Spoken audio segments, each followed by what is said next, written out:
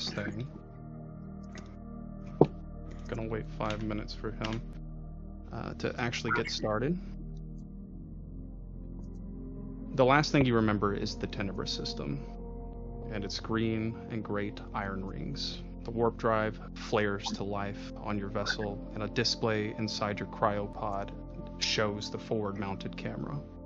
The starfield on the screen refracts and folds in on itself, forming an infinite mandala of stars. And then, all at once, your ship speaks. And that's where we'll hop in.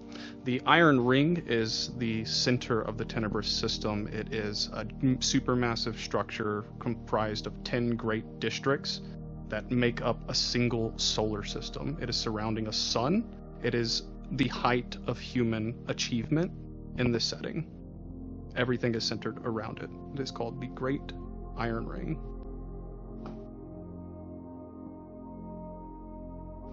There are two corporations. One of them is called Astrum Tech. The other is called Gaia Corp. These two own basically everything. There is something that all of your characters have access to in the setting called replicators. I put that in the little employment contract. I'm not sure if anybody saw what those were, but what this means is if you don't have an item and you want one, you can make it. That's pretty much anything. The only thing you cannot make is water. That's why this station is important.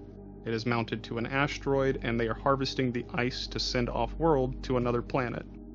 This station in itself is in charge of the entire water supply for 3 desert worlds. 3 total population of planets require this station to stay functional, to stay alive. There are inventions called Vesper rocks, and what these are these things. They're these giant central globes that look and resemble suns. They catch asteroids floating from deep space and hold them in place so people can harvest them.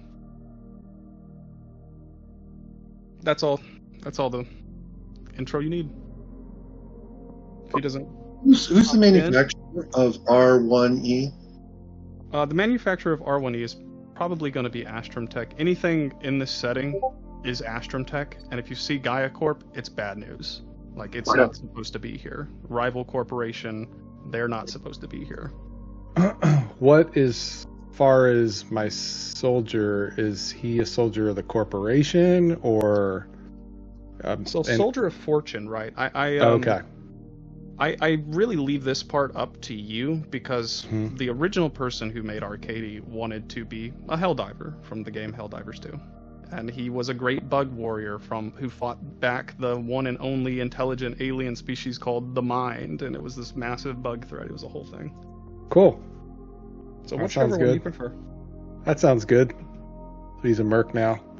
Hell There's yeah. I also dabble in messing with AI art and Photoshop, so there's a message to you, possible art if you wanted to use that. Oh shit. Okay. For You don't have to. I'll just say you can also just have it too. Oh, okay. Absolutely. Yeah, I like free stuff. Yeah, if you like feature art, we can talk about that later. Like, I can do it for free. What do you use, Midjourney? I use Midjourney, and then I'll touch things up with Procreate and Photoshop. So I've been working on art for this. No shit. Yeah. Is that the portrait you want me to use for? Yeah, if you're cool with that. Yeah. I can plug that in real quick. It takes me literally 0 seconds. Right. You use Tokenizer? Not for this one shot. Only because of the context. Like, it has to be kind of mass reproducible, you know what I mean? Mm-hmm. So while I could do tokens, it's easier if I just have the base template. Hey! There he is. Good to see you.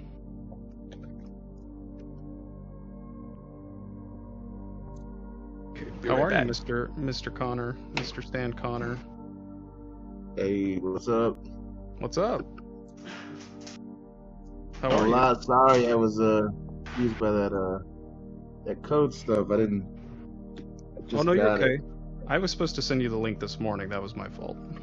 I did. Oh, I did okay. everyone except you. That's not cool, man.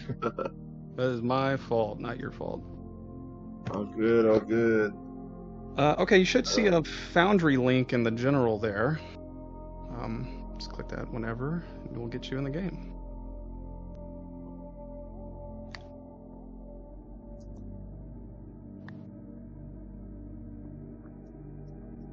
As I was telling the others, you guys are part of a corporation called Astrum Tech. You are going to be investigators, figuring out a problem on this mining station. We have another player who's left, and I'm going to wait for him to get back before I say more.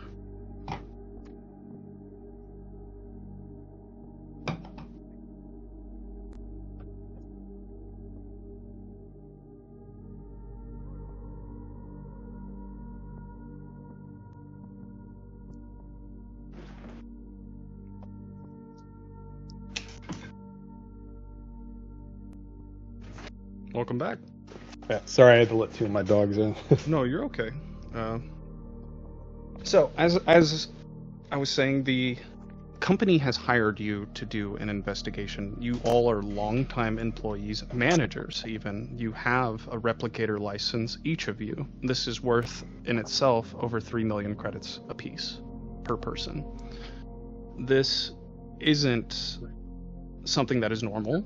Having this license definitely puts you a step ahead of other employees. You are investigating this mine because an employee has went missing. I believe he went missing 24 hours ago. You left the Iron Ring 7 hours prior. You used a warp gate to get here. You are now in the mid-zone of the sector at a Vesper rock in the Iron Ring system. I'm going to pull you guys over to the next scene. Change the music.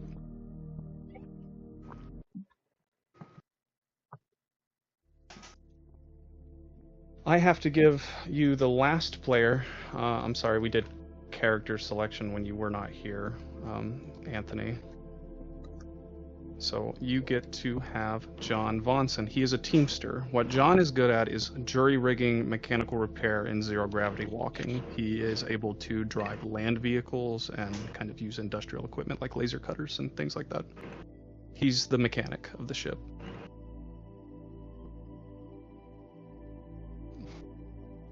Stan, is your name Anthony or Stan? What should I be calling you?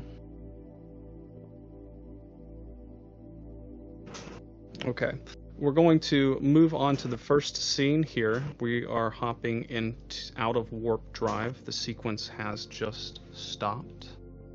Dr. Lena Morse, you are up. You are the only one awake, as is custom, when you're exiting FTL travel. You're a little bit older than the rest of the crew because of this exact reason. What are you doing first? You can wake up the crew or continue on. The first thing I want to do before I wake up the crew is to ensure that we are in the correct location, that we haven't come out of FTL jump faster than, or sooner than expected, and make sure we're in the right location. And if that's the case, I'm going to start rousing the crew. Yeah, so you have just exited the nearest warp gate. The engines kind of slow down. You see that there's like a status bar that says hyperdrive cooling off, 98, 97, 96. The counter keeps ticking backwards from there. The initial wake up sequence is just in a square button that says wake up crew. You click that, and all at once you hear as the chime on the ship rings. Your cryopods that it contains the rest of you split open down the middle. A goo leaks out onto the floor below you. You hear the ship say, "Attention crew. As always, I am Alexi, your onboard AI. I am delighted to inform you that we are now exiting faster than light travel. As you've been briefed already, our destination is Ypsilon 14 of the Vesper system, a mining facility that harvests large ice chunks for water. If you look at the screen above you, I have linked an image feed of the station." It will take us roughly 30 minutes to dock, and please make sure you are always within Astrum Tech's guiding principle. The company is counting on you for law, science, and humanity. Chime goes off. The rest of you are now awake. I expect we're quite a bit groggy from the experience. I think food is in order. Get some protein in us so we can prepare the docking sequence. Yeah, the crew convenes in the cafeteria. Who all is here with us? I'll come. R1E will be there for just to get reacquainted with the humans. Yeah, R1E, you've spent the flight downloading a swath of information. In this information, hold on, I forgot to change the picture here. That's not a big one.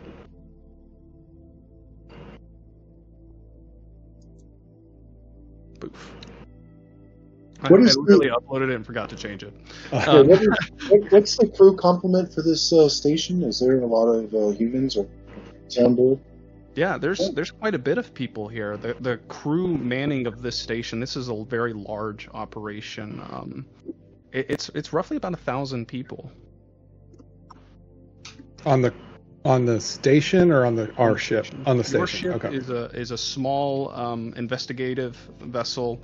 It's composed of an upper and a lower dock. In the middle of those two is the reactor. On the lower dock, you can enter the cafeteria and access the replicator for pretty much any meal that you would like to eat. What is Arcady eating?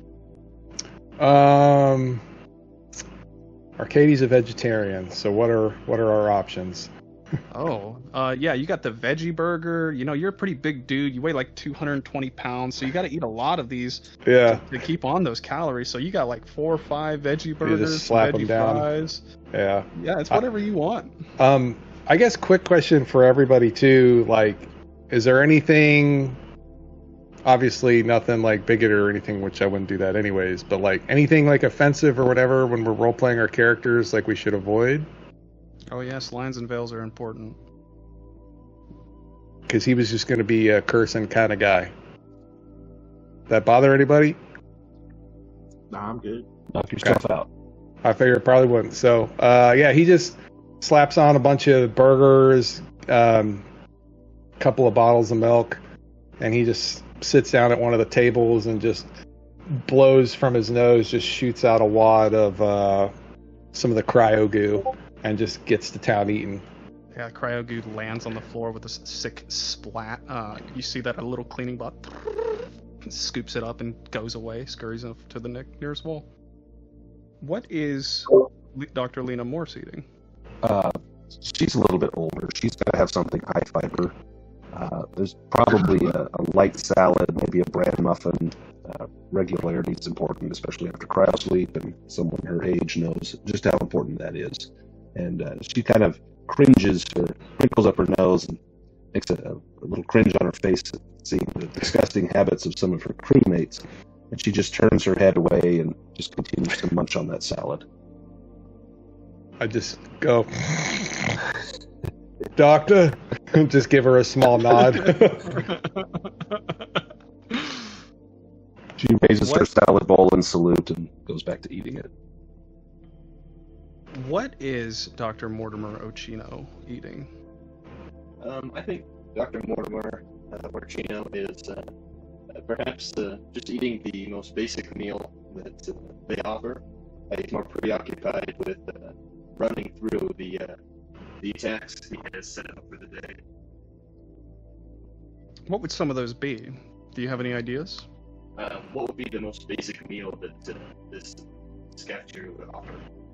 So you have access to a replicator. You could tell it, I want a Wagyu steak, 16 ounce. And it would make you a Wagyu steak, 16 ounce. Well done, medium well. That's the level of hyper technology you were dealing with. So any and everything, literally. So even with this available, I think that there's a list of options. Yeah, he's just eating the most basic meal, just something of the sort. Oatmeal is great. I love that. Yeah, just a big bowl of gray oatmeal. Out of anything you could have, this is the most nutritious for you. What is John Vonson eating? Mr. Connor. Connor, are you here? Have you died? Are you muted? Looks like I see Jason. Well, because they're sharing a mic, so they're muted, I think, right? Yeah, there should be 5. Oh, somebody's unmuted. Oh, I'm here.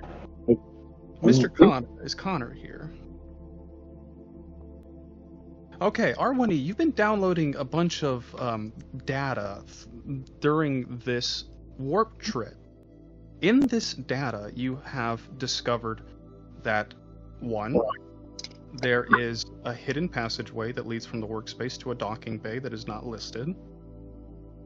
2, there is a ship that has pulled in here that no one was notified about. A secret ship of some kind that is in that docking bay. The third thing you find out are a bunch of schematics and the mission plan of the station and some other things. You know, like the history of the station and other information like that. So the mission parameters are to locate one missing individual. What is the identity of this human?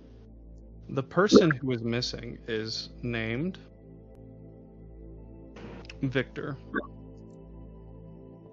And how long has Victor been a resident at the station? Victor's been a resident for some 6 or 7 months. There's another feature that I haven't talked about because I didn't think it would be important, but the static. This is a part of my setting where if you stay in space too long and you don't go to a planet which has an atmosphere, a large ringing starts to be heard through your mind, and it sounds like the static from old TV sets, and it gets louder and louder and louder the longer you stay in space. We will not be dealing with that because you guys just left one of those 24 hours ago. So, but if you get the gradient descent campaign that I'm going to run, that will be prevalent. You will see that. Does the static, out of curiosity, does it affect you when you're in cryo? So if you come out of cryo, the additive effects of it, like, you know what I'm saying? Does that make sense? That's a good question. Yeah, no, that makes great sense. No, it doesn't. And Okay. that's why people go to sleep and why Dr. Lena Morse has to stay awake to make sure that, one, you don't drift off course, and she has to take trips planetside more often than other crew to circumnavigate those effects. On stations, do we have to deal with the static or no? Yes. We do. Yes. Okay. Anything that does not have an atmosphere. Okay. And like a natural atmosphere. Natural, Yeah. yes, a natural atmosphere. Okay. Okay. And are androids affected by the static as well? Not at all. That was a great question too. That is a very good question. Not even slightly. You don't even hear it. This ship that's not on the manifest, secret ship, is there any profile on it? Do we have... Yeah, it's called the Heracles.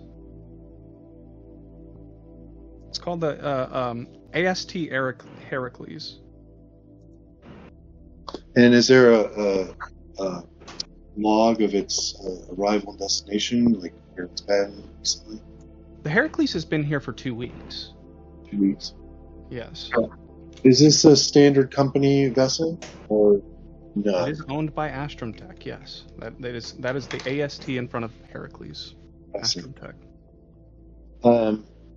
Is there any logs of what it was transporting? Is this a There cargo are no ship? logs. The rest of the credentials for the ship and even its mission has been either redacted or spliced out. Can I try to recover some hidden files on this? Yeah, you can if you access either the ship's manifest or something of that nature. You don't think that from where you are, you would be able to get that information here. So I'd have to do it on board the ship. That is right. The replicator, while the humans are making their meal, can the replicator create some type of... I don't know if there's combat plating for the... I don't know if there's like armor equivalents. Yes, it can, but the The store, so to speak, because even if you have a replicator license, you do have to spend a credit cost to buy a blueprint. The only reason for that is because Mothership has a store. And to buy armor, you need to spend credits. That costs like 2,000, 13,000 credits or something for power armor. That is what your soldier, Arcady Jenkins, wears. I see. And a large piece of power armor that he walks around in. Go ahead, sorry. Does R1E have any credits currently? I don't think R1E has credits, and I think I did that because you are technically property. Yes. People should have 3,000 credits, 6,000 credits. No, 6,000, not 3,000. Yeah, I just want to make sure that I'm not putting company assets in danger. I'm glad you said that because I forgot to rechange the credits back for everybody else. Oh. As you were contemplating this, and as the crew finishes their meal, you see that the forward-mounted camera on your ship has shown you a view of what Ypsilon 14 looks like. You, R1E, know that the security chief is the head of the station. You were to meet with her. Her name is Sonia Hellcliff. I'll put it in the chat.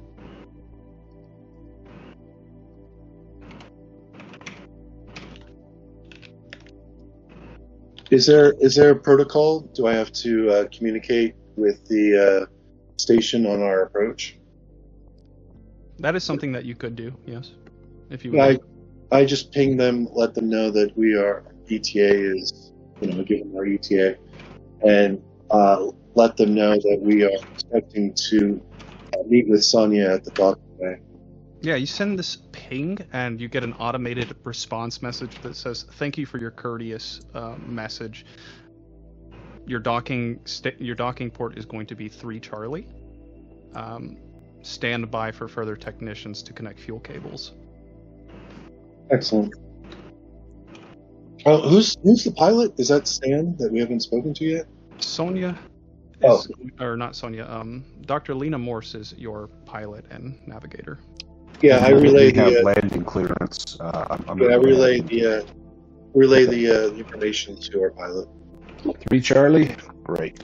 I'll set the docking sequence in and get us underway. All right.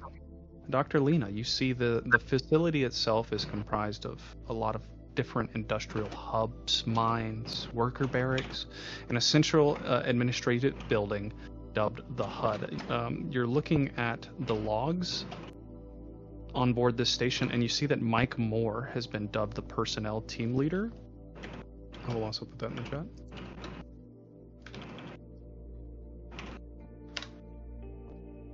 He is a person that you could also meet with for extra details on that person, because as the personnel lead, he's probably met them or evaluated them at some point.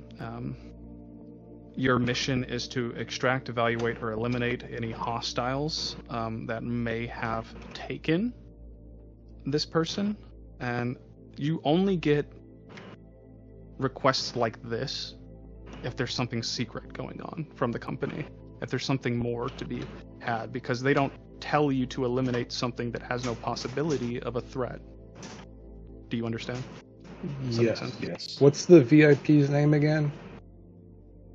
The person you were searching for is named Victor. The person that you should speak to is Mike Moore. He's the personnel team lead. Okay. You see that it is made of plastisteel. It wraps around the entire structure, and you see that the structure itself is on top of a massive ice rock. You're talking about kilometers across. It is huge. These are fairly common, especially in areas with Vesper rocks. These harvest the water. We've already talked about what they do. You see immediately something abnormal on the hull of the station. Something yellow, viscous. Robots are attempting to spray foam and clear it off, but all attempts that they make fail.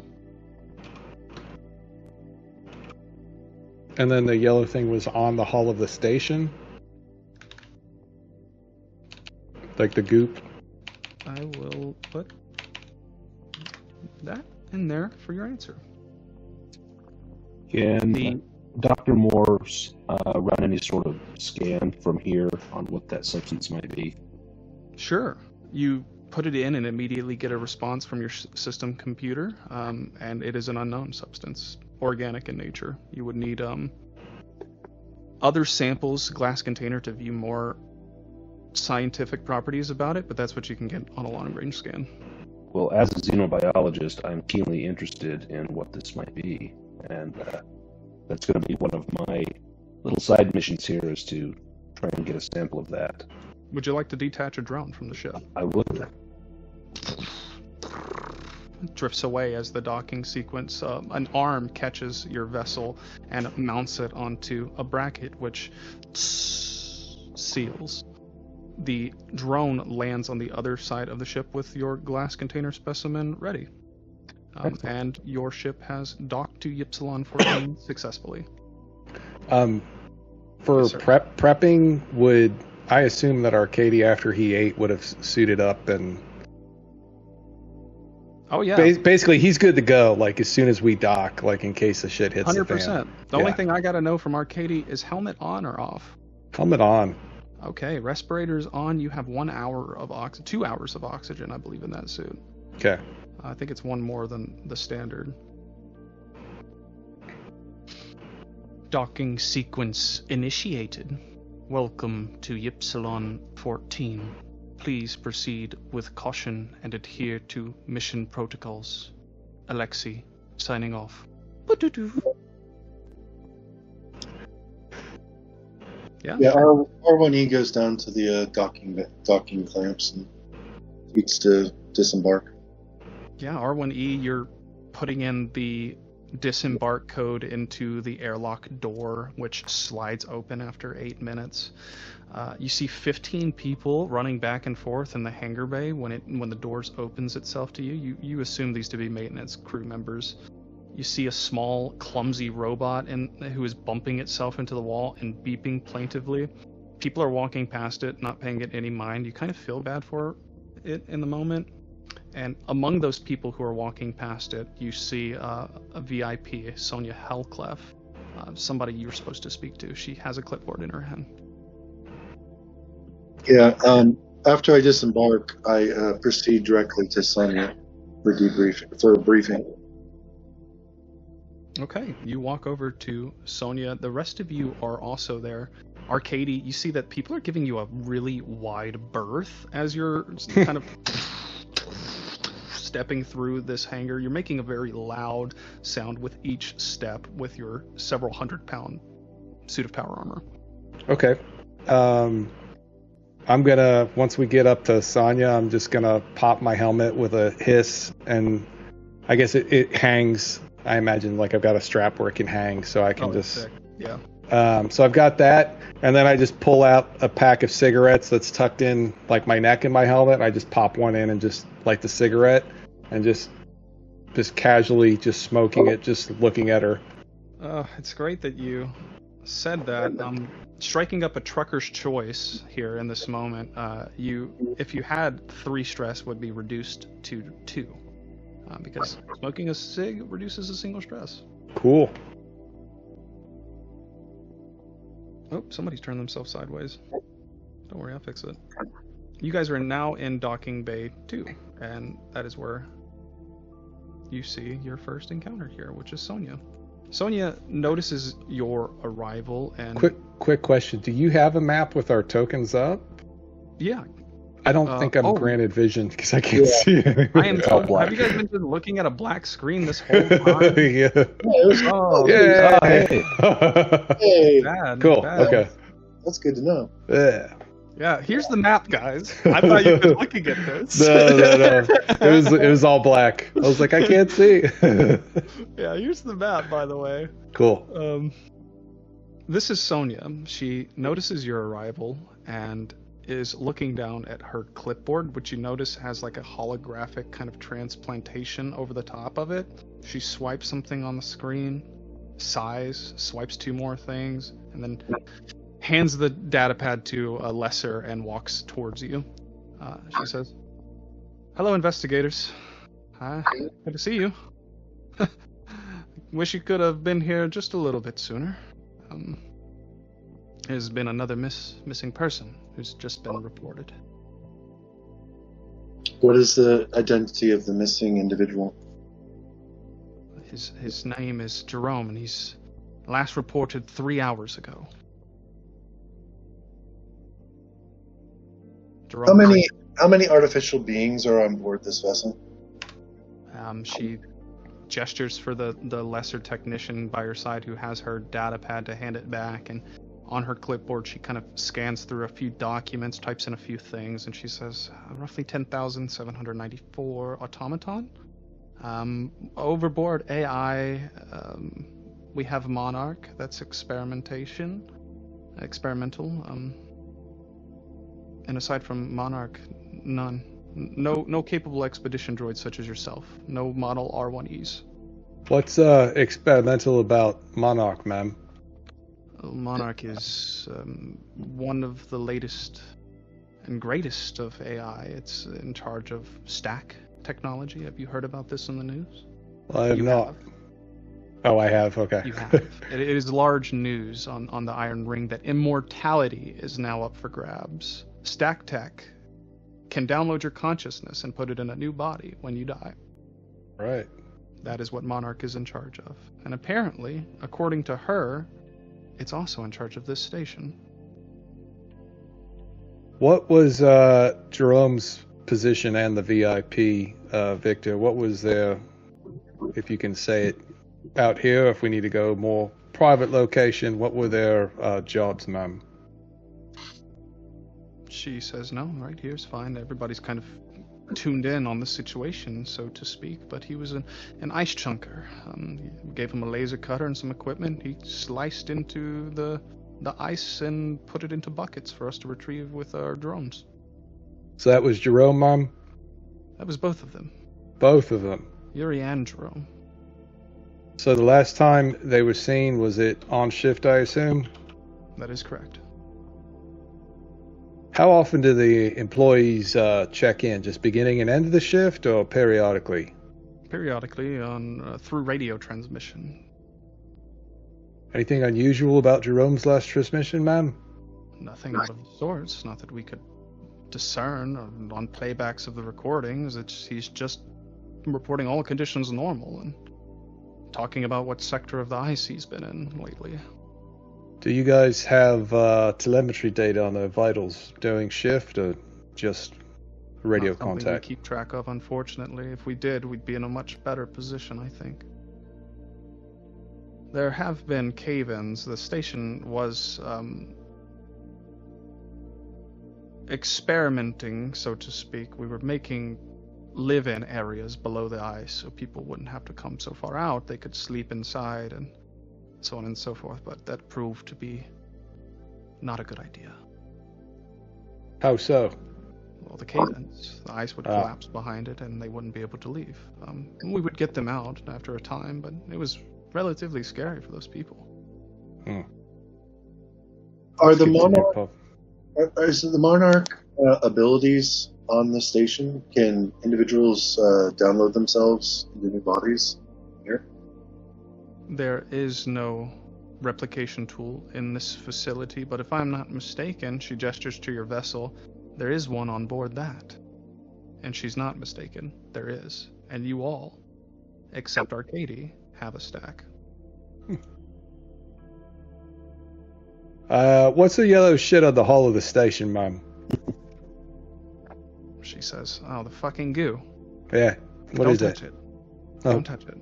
not on my to-do list. You get a cut and you touch it and your skin grows back, but then it stinks real bad. You can't wash it off, or you have to wash it off. But the showers have been broke for the past couple of days, so I can't do that. I'm going to do this on the map.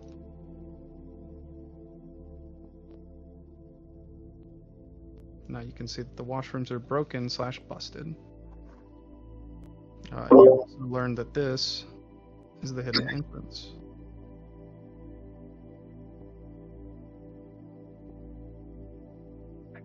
Okay. Um, You guys want to say anything to Go ahead, R1E. Yeah. Are we authorized to speak plainly here? Look around at the crew and at her. Depends on the sensitive matter that you're going to speak about, I suppose. But yes, let's go into my office. It's this way. She leads you to a further, more secure space where she clicks a button and a yellow film kind of covers the room. And she says, there. Blocking all communications in or out now. You should feel 100% secure in here. Excellent, thank you. I have logs pertaining to the ship, the Hercules, AST Hercules, that docked 2 weeks ago. Can you provide additional details on this vessel? She stumbles for a second over her words and says, "You are the only ship that has docked here since the last cargo frigate." Excellent, thank you. Unaware of any AST Heracles. If the company did send a ship, I was not informed. Does she appear to be lying? She does not. Also, Mothership is, since I know two of you guys are GMs, it plainly says if your players ask a question like you just did, to just point blank tell them the answer. Okay. Because that information is just better in their hands than in your notebook not being used. Where in 5e you'd roll like a fucking insight check. Right. Do that here, yeah.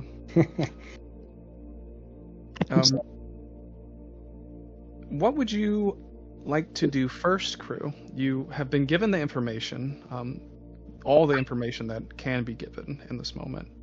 How would you like to start your investigation? We have an hour and a half left of game time. Well, R1 would like to at least interview the droid that's being ignored in the docking area. 2 hours. We have 2 hours left. It's 2.5 hours, not 2. My bad. You would like to do what in the docking bay, Harmony? There's a droid that was being overlooked. He wants to interact. The one slamming its head over and over again into the station wall. Yes, it appears to be malfunctioning. I tried to create a connection with it to do a diagnostic. Yeah, you run a diagnostic on it, and you know that the last user who's touched this drone is Rosa. She's a maintenance technician who repairs drones. Yeah, you just see that credential immediately. You see that there's a source code error, and you can make a computer's roll here to get rid of that. Yeah, so... There's going to be computers plus intelligence. First roll of the game, so you're going to add one stat, and then it's going to ask you to add the other. So do I just type in like roll 20 or roll percentile or what? So go to your character sheet there. You should see the computer's skill on the skill tab. Do you see that? Skill, computers, correct. Yes. Yeah, click computers and then click intellect. What you were trying to get is under whatever total skill bonus and intellect you have. So you have 60 intellect. Yeah, And can 15 I computers. can I have advantage because I have detailed files on all these particular droids? You know what? I like that. That's yeah. I'll give you advantage on the roll here.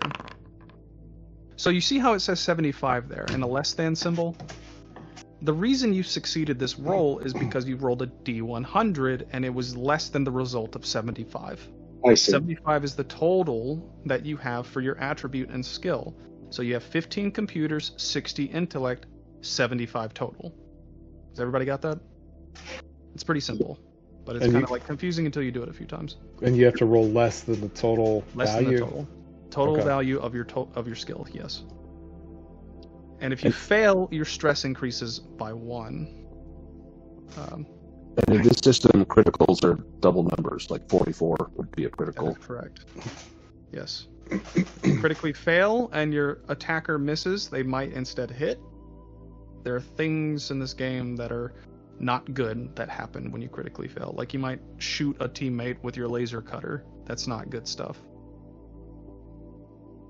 So yeah, I try and remove the error to return the droid back to its proper functionality. So you see a source error. You type in a workaround into the console of this bot, and it whirs, does a 360, and goes boop boop, and drives away and continues its function. You Okay. have repaired this droid.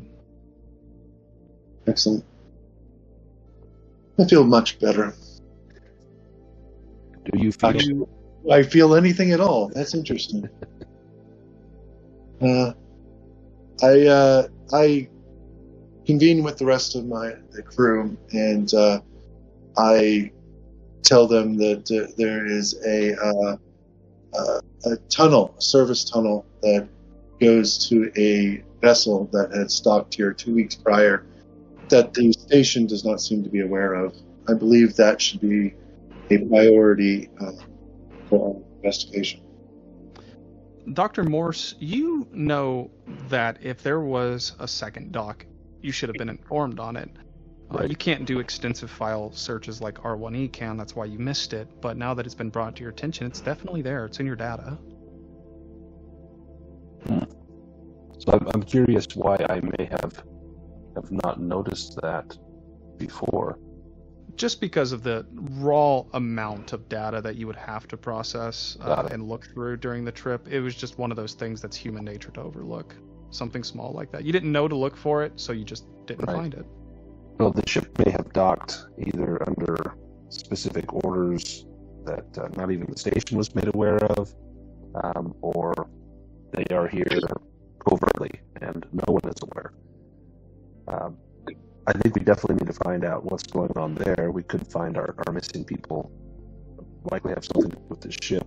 I'm still, the back of my mind, still working over what this strange goo is. And I do have a sample back at the ship. If there's a science lab somewhere nearby, I may want to check that out and see what sort of research they have on this, or if I can correlate their findings with my own background information and try and determine the nature of this goo and if this is something we should be distinctly concerned about. Yeah, that's great. Sterling has a diagnostics kit on his back that is very extensive. It is a molecular biology kit. He can use this to literally break it down to its DNA. Yes, if I'm permitted, I will join. Dr. Join Morse. you in. Yeah, I'll suggest that the two of us go and handle this, and then we will meet the others at the ship if that's where they're proposing to go. Okay, you can either do this experiment at the ship or do it right here. You're not limited to where you do it because the backpack that Dr. Mortimer has is portable. Oh yeah, let's just do it right here. Hell yeah, okay. You put it in, you put the vial in, it takes 20 seconds, not long at all, it pops out. You see that it's organic and that it's extremely heat tolerant. But the adverse of it shows a very stunning effect. When the substance was exposed to extreme cold in the backpack, it turned invisible. Active camouflage. That is what you've discovered. The substance can turn invisible. I just look at it and I'm like, that's disturbing. Yeah, there's a giant ice ball attached to this station. So is that the shit that's all over the exterior of the station? Well, it would seem to be. Perhaps we're only seeing a small part of it. Do we have a working... we have working showers on the ship, right? That is correct. Is the administrator still with us, Sonia? Or did she go? Yeah, can be, yeah, if you want her to be. You haven't really left the area yet. You can still go get her. Kind of wave her down, and I was like, when did the showers break down again? You said, what was it, a couple days ago? Yes. Have you guys been working on that? Do you have any way to decontaminate in case you get that gooey shit? Because it apparently turns invisible as well. Isn't that the funniest thing that you say that? Because the goo is clogging the drains in the showers. Oh. So strange. Arcady just goes and lights another cigarette. Yeah, I think that's gonna increase everybody's stress by 1 just hearing that. That is gonna bring you from 2 to 3. Okay. You can open your character sheets here. And you should say current above that. Change that 2 to a 3. Okay. What is the temperature that changes this substance from invisible to visible? You know what? I've never wrote that down. So let's do it here. What's Kelvin? What's absolute Kelvin? 0. 0 degrees Celsius, right? No, 0 Kelvin is It's like deep minus space. 200 something. 0 Kelvin is deep space. Kelvin. Mm-hmm. So probably that. Well, that's absolute 0. That's like No, that'd be less than that because I it'd think be background space is like 4 degrees Kelvin. yeah. I mean, it's slightly just from radiation from the sun. Depends where you are, obviously. How much sun or radiation you're exposed to, but Yeah, that's a really good point. I guess the fucking goo on the outside of the station would have been invisible. That's a oversight for me. Sorry about that. it could be it could be the goo that's stuck to the side of the station might be over a particular warm part of the Over a station. vent or something. Yes, a vent, or over the nuclear core, or exactly, a vent. So Likely. freezing 0 degrees Celsius is 273 degrees Kelvin. Let's say it's a negative 60 degrees Celsius. It's as cold as the coldest parts of Antarctica. Does that sound right? And what is the current temperature of the ice block out there? I guess it would be the same temperature. Oh, I'm sorry. You asked. Negative 60 is what I would put the ice block at. I'm going to say that the substance does it at negative 40 Celsius. The ice is negative 60. All right, so the ice could be covered in this goo. We don't know. That's correct. So the internal temperature of the station would be sufficient to make it visible, then, correct? Yes. All right. So that's good to know. We don't see any on our person or on any of the people in the station, do we? You are looking around, and yeah, some of these people are covered in this stuff. Like, you see one guy that's smiling pretty giddily to himself. He's off to the right here. I will make him visible. He's got a big kind of metal pauldron on, and Arcady, you can recognize an ex-Helldiver when you see one. This guy used to be a soldier, but now he's a miner. You see that he has the typical kind of tattoo that's associated with someone of his stature. Yeah, he stinks too. Like, he smells. He's 15 feet away, and you can get a whiff of him from there. I don't approach him. I just give him the nod from where I am because the smell, and I just continue to just smoke my cigarette and just flick it.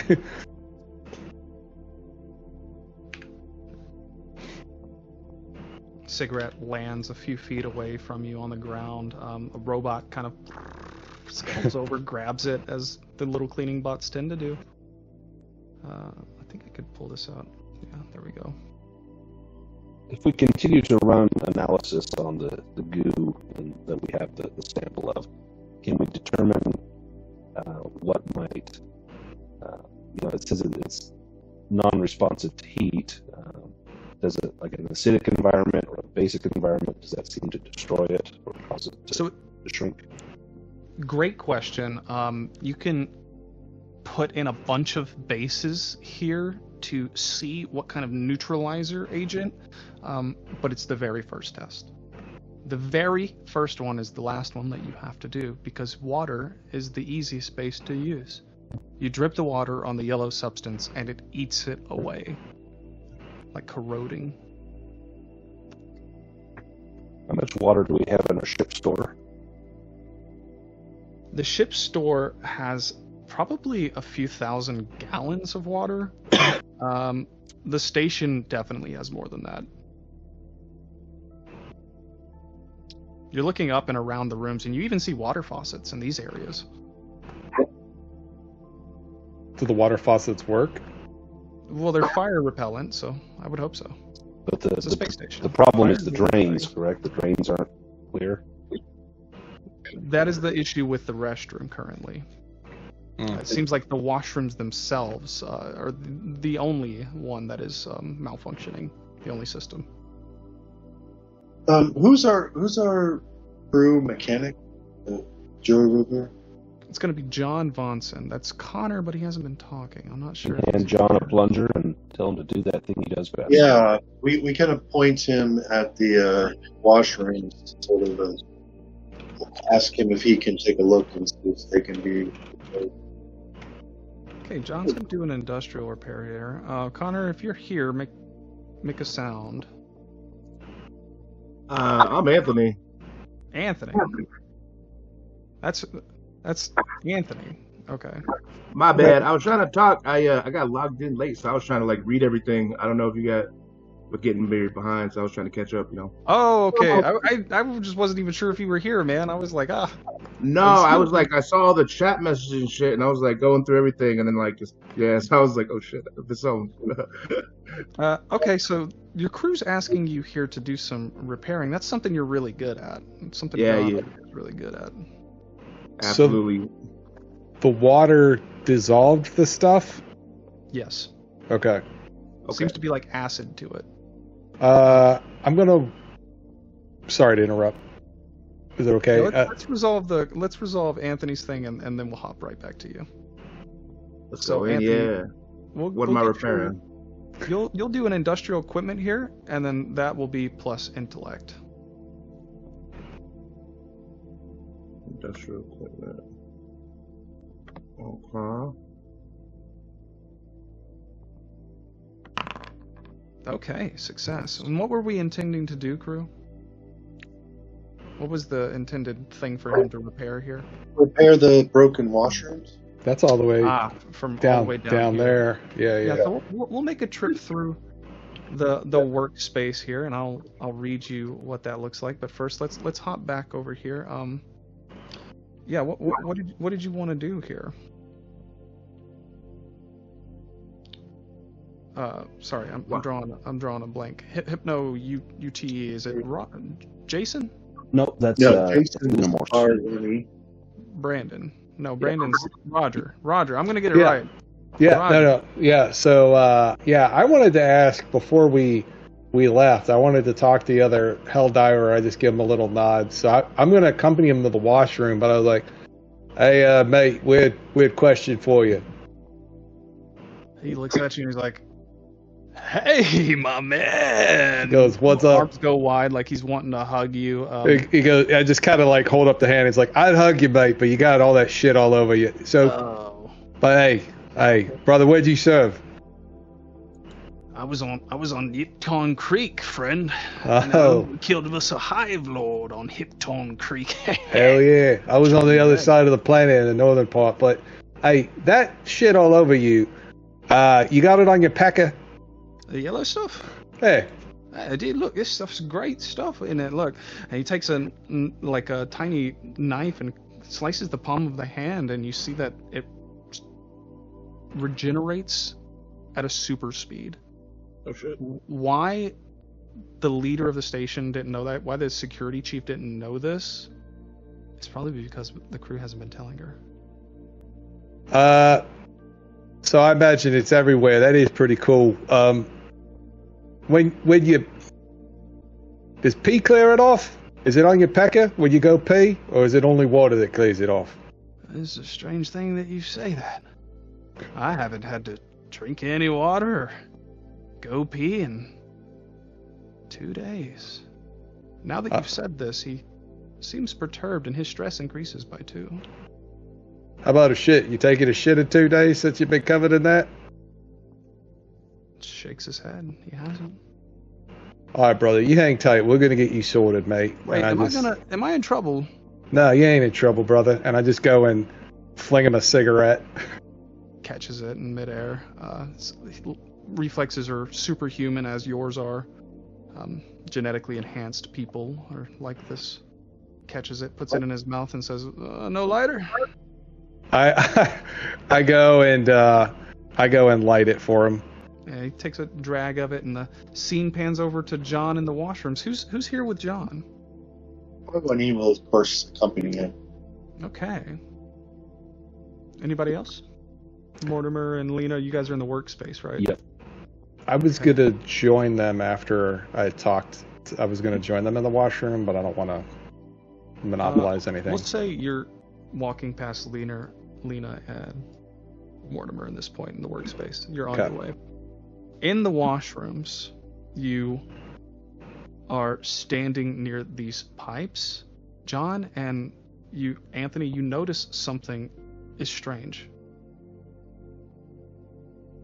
There is easy to fix mechanical issues that are wrong here. This was purposefully sabotaged by someone who had knowledge on how to do so. You are examining these pipes, and all of a sudden, your very life is in danger. Sloughing down from the drainage vents above you, dripping onto the floor and coalescing into a central point inside the room. Yellow matter forms itself, gathering. You watch as it lifts, and an amorphous blob-like creature rolls forward slowly towards you. The door behind you is open. It is making its way across the room. How long would it take to get water to be out of this pipe? Can we could Arwani smash his hand into the wall and rip open a pipe? That is probably something that could be done here. I like that. I'm going to put the monster on the screen. He's not being elegant. He's just trying to get some water spraying around here. When in doubt, you probably have a full bladder. True. Be on it. Yeah, Arwani unfortunately doesn't have that capability. Oh no. Can we shoot the pipes? I have a gun. Yeah, I don't have a gun, so please shoot it. I do. Okay, roll me an attack, please. Use your weapon here. Your laser cutter, I believe you have. Yeah. Make it happen. Oh, Wrong sorry. bathroom, fucker. Shouldn't have had that. Where's my laser cutter?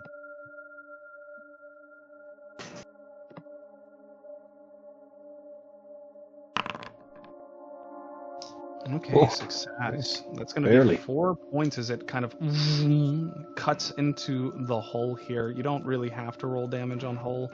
It just happens with the laser cutter. The intended target is to slice open several pipes so water comes flooding into the room. Yeah.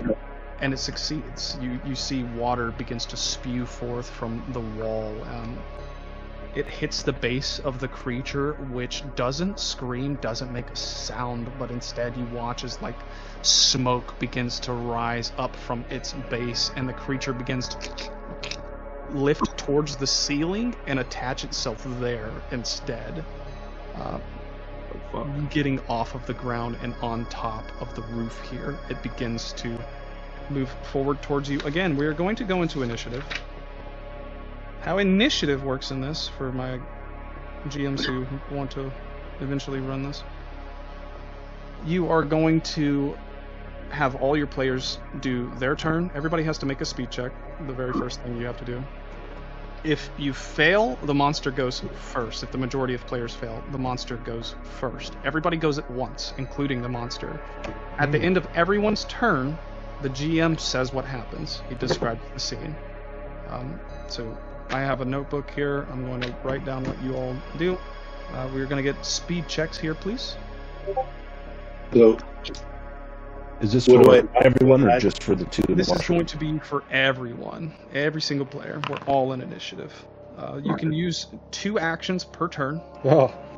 So that is 1 failure, 2 failures, 3 failures, 4 failures. Monster gets to go first. 2 critical failures. Great. Damn. And a success. So our 1 success, Dr. Mortimer, you're going to go first. And then from you, we're going to go down in Discord. So Dr. Mortimer is going to be Braden. Braden, which one is yours on here? Which guy are you? No, Dr. Mortimer, I think is Sterling. Dr. Mortimer Sterling. Yeah. Yes. Sterling, well, you're Hypno UTE. Okay, No, so we're going to go from... So Brandon is Hypno Ute. Stir fry. Yeah, Stir You're Fry both the is- same guy in Discord, though. Right. Well, I think he's on Discord. We're just using one mic. So. Yeah. But my point is, you two are going to go first, and then we're going to go down from you. Okay. So Dr. Morse got a critical failure. I guess stress will increase. Any other issue with that? Yes, stress on a failed initiative roll does still increase. You still move up your stress. I'm going to write down the initiative tracker on my page. Give me 1 second. That is going to be Lena, which is Sterling. Nope, Lena is Hypno. Brandon. God damn it. Sorry. We'll get it by the end. I know people are religious. I shouldn't have said that. Sorry, that was rude. Sterling is going to be my man, Dr. Mortimer Orchino. Yep.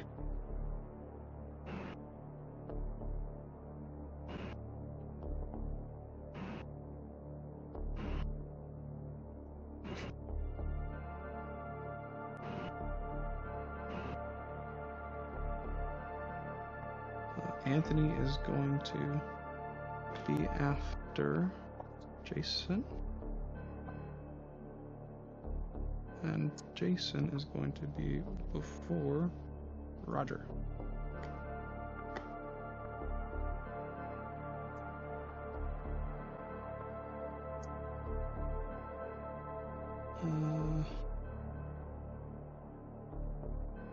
This is the longest part about combat, is me writing down where everybody is in initiative, sorry.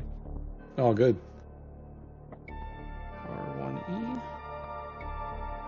Anthony is playing John. Yeah, I know me saying the wrong name there takes the immersion away. I'm so sorry. I'm trying to get it right. I'll be better. I'll be better, crew. For you. Good.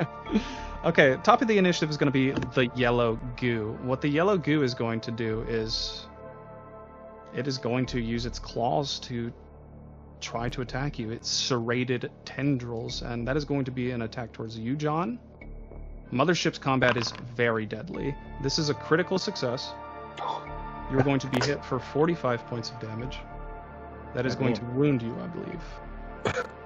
Your wounds go from 2 to 1. Your maximum health stays the same. You, in this moment, are grappled. I need you to make a body save. Okay.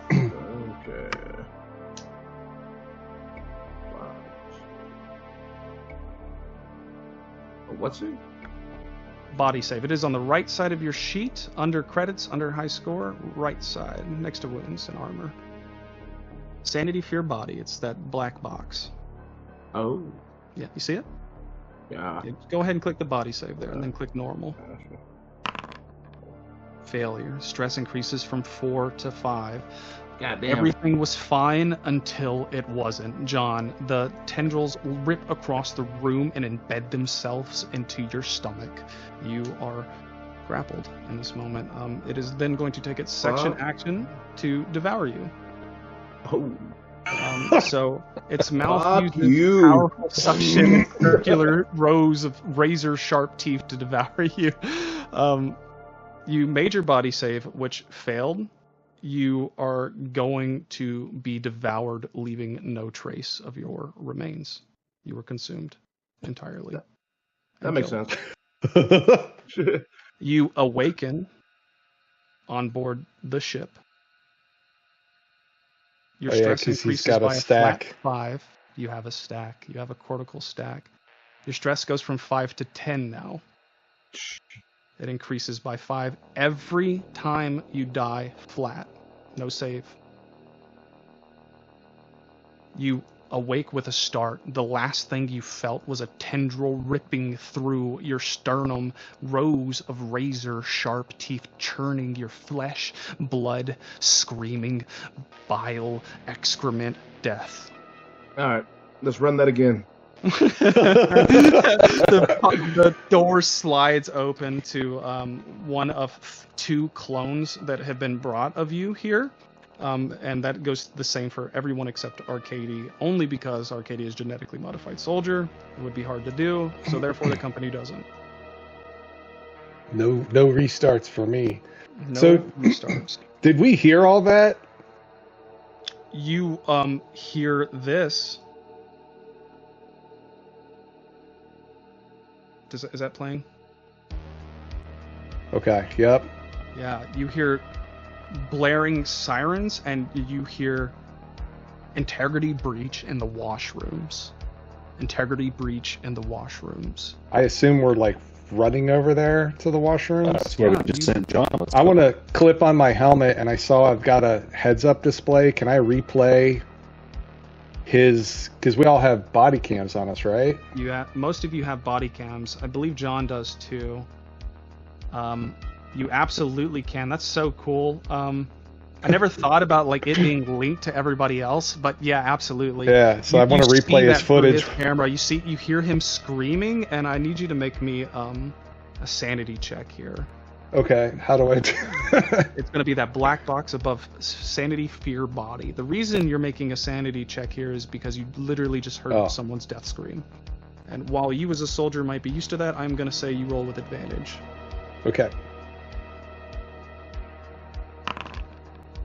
Yay. Okay, success. Nothing happens. You feel emboldened. Your resolve is doubled. There's a threat. You must neutralize it. You move at a very brisk pace. You can take both of your move actions. One will get you into another room, so two will get you here in the washroom. And can I still attack by using both actions, or is that it? You have two actions. You can use one to move, and you can use Okay. another to move again. All right. I'm gonna move into the quarters, and I'm yelling out over the comms. I'll be like, R1, get the fuck out of the washroom. Yeah, R1, your robotic hearing definitely picks that up. Oh, is it my turn now? We are going to. I think we skipped the initiative a little bit there, Roger. Okay, sorry. You You can move me back. We're going to move with you. No, that's okay. Everybody's turn is not the same, so it doesn't matter, but we'll keep that in mind going forward. Dr. Morse will follow, trying to figure out what's going on. Do we hear the sound of spraying water coming from the washroom? You can do the same as Arcady. Your heads-up display shows you exactly what just happened to John. Oh, great. Do I need to make a sanity roll as well? Yes, please. Probably not with advantage. Yeah, we'll just do that one flat. Anybody viewing this tape, critical success. Yeah, we'll say that if Mortimer was going to view it, you instead just tell him what happens. So he doesn't have to do the check here. Like, no, buddy, listen, Yeah, you're better off. Don't watch this. Oh, good stuff. Okay, cool. You can still have another move action, or you can take an attack. You know what? As captain, I gotta get in there. So I'm gonna get into the room. I won't be able to attack, but I know what's Okay, just yeah, happened, you but I see gotta the do it. monster. You see it. You see how the lethality of the thing. There are weaknesses. You know that water is one. How, with it being on the ceiling, would you, as the captain, approach this strategically? So have we got like broken pipes gushing water in here? Yeah, this room is flooding. Your ankles, it's up to your ankles by now. There's bulkheads that are could be closed to make it airtight that haven't been, because R1E has overrid them in the moment to let you have entry into the space. If the water is running, is there a shower in this room? And can I aim the shower nozzle so it hits part of the ceiling? That may take more than what actions I have available. Be right back. Yeah, so you have no actions remaining. You took 2 to move. Right. I was just more or less gauging how you would deal with the threat on your turn next round. Okay. That's interesting. I'll think about that. Let's go to Orchino. Sterling. I just follow suit. Move all the way into the washroom. Yes. Okay, the creature is huge. The size is massive. It's going to be down here. its yellow body is occasionally hit by the spray water droplet, and you see it sizzle and cracks. Two what could be considered eyes regard you, but they're mostly just black pits. There's something about this creature that is strange, that is more than just alien. You get the sense that just based on how it spreads, being a xenobiologist, based on how it spreads, you get the sense that this is a bacteria that is living on top of another creature. That this is not in itself the host, that it is in fact a parasite living on top of something. I will just kind of mention this to the captain there with me, just that we might want to remove ourselves from the room. This might be able to affect us. Just saying this. Yeah, totally. Yeah. You've done the chemistry on it. You know what's right. Lena, you're a xenobiologist. That checks. What he said checks. You saw the data too. It's a pathogen. It can spread very easily. Contact is not good. And we got vaccines. That's true. I don't know if they are Currently on. That's going to protect from. I think everybody donned their suits at the start. It will hermetically seal, meaning that you will be protected from environmental effects like this if you go on air, if you put your helmets on. I probably didn't have mine on. I was in such a hurry to get in here. Got you. Okay. We'll go to the next person, who was going to be Jason, R1E. R1E knows about the schematics of this base. How do I activate the fire Suppression system? Yeah, so that the water will come out of the ceiling here. Are there normally those in shower rooms? I thought that was like the only room that was on. But I just wanted to activate it across the entire base. Oh shit! Yeah, yeah, it's activated. You can do that. You have the codes. You've been given permission. You're an investigator. You have full authority over this station right now. Yeah, I don't know if I will leave the washroom because I doubt they're going to put that computer in the washroom. So I assume I move somewhere out here to like a console at some point. I, log into the console and tell it to activate a fire retardant system. Deploy water throughout the entire station. Okay, roll me a computers plus intellect check. Can I use advantage since I have detailed files? We'll just do the base normal one here. Not good on a failure. I'm still going to say that it does happen. The fire suppression goes off. The only thing that is included here is you did such a speedy hack that you kind of short-wired some of your circuits, being so expeditious about it, and that's what increases your stress. Okay. That's all we're going to do with that. Is that all you can do? I think that was both actions, correct? I moved out of the shower rooms and I moved into the quarters to like a console, wherever that happens to be, somewhere there. Activated the fire suppression. Correct. Cool. Roger, we did your turn. Anthony, what would you like to do? You've just respawned. Yeah. Well, I had one more action, I thought, right? Because I only moved. Oh, I thought you... Yeah, did they kill it? Because I stepped away for... for... action. You can move into the next room. You can't physically see it yet. Did they... I'm just yelling on comms. I'm like, is it still alive? It's very much alive. Get the fuck out of the room! And I'm just going to pop a stim.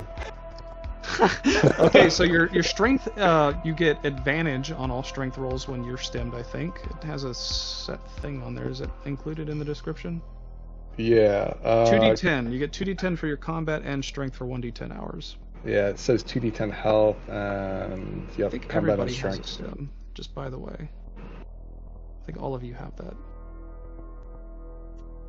Okay. So I just moved and popped a stem. Like I'm right outside the room, and I can maybe, depending where they are, maybe see them. Yeah. So you can't see the monster yet. There's break action hallways and things like that are blocking you. You could make the maneuver and move down those and get a viewpoint, but you do not have one here. I'll get a viewpoint, but I'm staying like back with my gun aimed. Okay. Cool. So if the monster moves out of the space, you will definitely be able to see it from this vantage point you've just taken. Anthony, what is John doing now that he's respawned? Well, John's pissed. So I'm going right back. So hold on. Did the water? Did it kill it? Actually, I don't know at this point. Fuck that. The water I'm did going some back. damage to it. I'll let you guys know that ahead of time. You did 10 Alright. damage with that maneuver. All right, I'm coming back this way. I'm yelling out for people. So I don't see you guys, right? I'm at the beginning here. I gotta Yeah. go back. Yeah. I'm gonna Yeah. head towards the. Yeah. You're Back you towards the bathroom area. walk out into Docking Bay 2. Can you see the map here? Yeah, I can't see the bottom for some reason though, like where the monster and stuff is. Huh? Yeah, I don't know. Yeah, I can see like it cuts off right where like the robot character. You might You just need can to hold reload down the right map. click and pull the mouse up, and it'll scan it up. Or the mouse wheel should zoom in and out. Oh, hey. Look Oh, at the you were big brain. just zoomed in. I was nice. Okay. Goober. Thank you. All right. Fuck yeah. Oh, you guys are in the room with that thing, huh? Hold 1 second. So you saw this man here before, right? This is Kentaro. You Mhm. walk into the room this time. Oh god. Oh, you Oh, bitch. I don't know why it still has it like that. That's not the right one. This is what he looks like the last time you were here, about 30 minutes ago. And now he has slightly changed. There's a white haze that is kind of forming over his eyes. You see that patches of his skin is starting to dissolve and fall onto the floor in yellow goop trails. All right. He's being eaten alive by the machine. In his hands, he has a fire axe. He is 40 feet from you, and he is charging forward with the intent to bury it in your chest. Oh, you gooey bitch. All right. Fuck me. Twice, huh? All right. What is in the docking bay? Is there like any source of water here, or am I just fighting this thing straight up? So there is the emergency systems that have kicked on, and I will say those are damaging him in this moment as well. All right, fuck it. Let's run this thing. I'll shoot him then. Okay. There is moments here where it looks like he's slipping, fading in and out of consciousness as he's running towards you because of the water that is hitting his face. You see that it is actively curing him. Are you still going to fire? Oh shit, huh? Damn. All right. I'm gonna get out of here then. If this dude can be saved, I should save him. Damn. All right. I mean, he's being cured by the water. It won't. You can still fire. You don't know what he's going to do on his turn, and he's up next. He's still like a person, right? He's not like a full blob yet. He's not just a full blob. It looks Okay, like he's all right. still a person. Fuck that, I'm shooting him. I'm not taking a risk. I would. He's running at you with a fire axe. I'd shoot the shit out of him. That's a good choice, because look who's directly behind you if you would have moved away here. Oh, that lady? Sonya, the security chief, would have caught the axe instead. I don't even know her like that. Dang. Saved her life, All and you don't even know her. You're a good guy. All right, laser cutter. Huh? Let's go.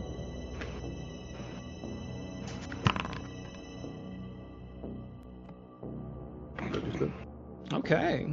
5 points of damage. Hell yeah. Yeah, it slices off his leg. Fuck yeah. Fuck you. He hits the ground. He is screaming. Now, you see that his blood is pouring out, and it's not orange, but it's not entirely red. There's a hint of something else inside it. For all intents and purposes, it's infecting.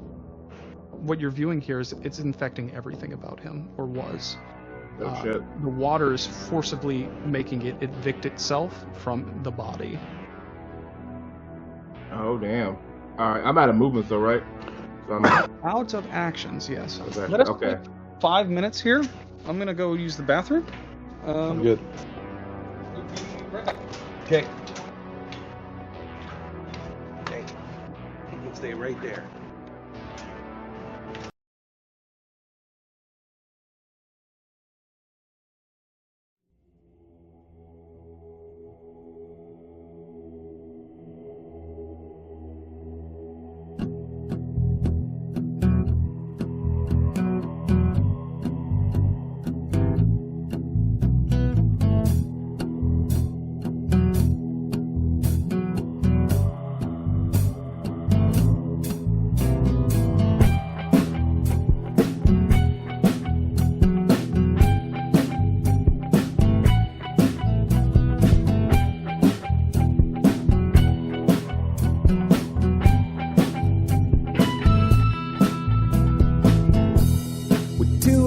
sword.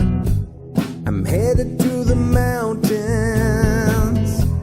to rescue the princess from the evil goblin. I ignore all the signs of impending danger because I'm a fighter and not some crappy ranger. 47 hit points and a high dexterity, 17 for strength. Kobolds are afraid of me, crafted from numbers on living paper. I skip from mundane to a medieval caper. While in real life, my fate is unspoken. Hero roll of the dice and my fate is unspoken.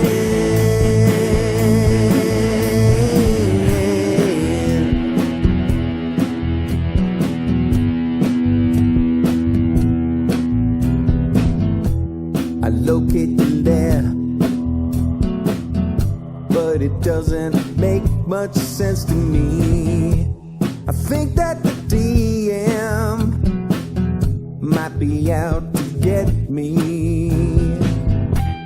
A hero in armor and truth, parts tell my legacy. The flame of my torch illuminates the enemy. I win in a battle, hewing foes asunder.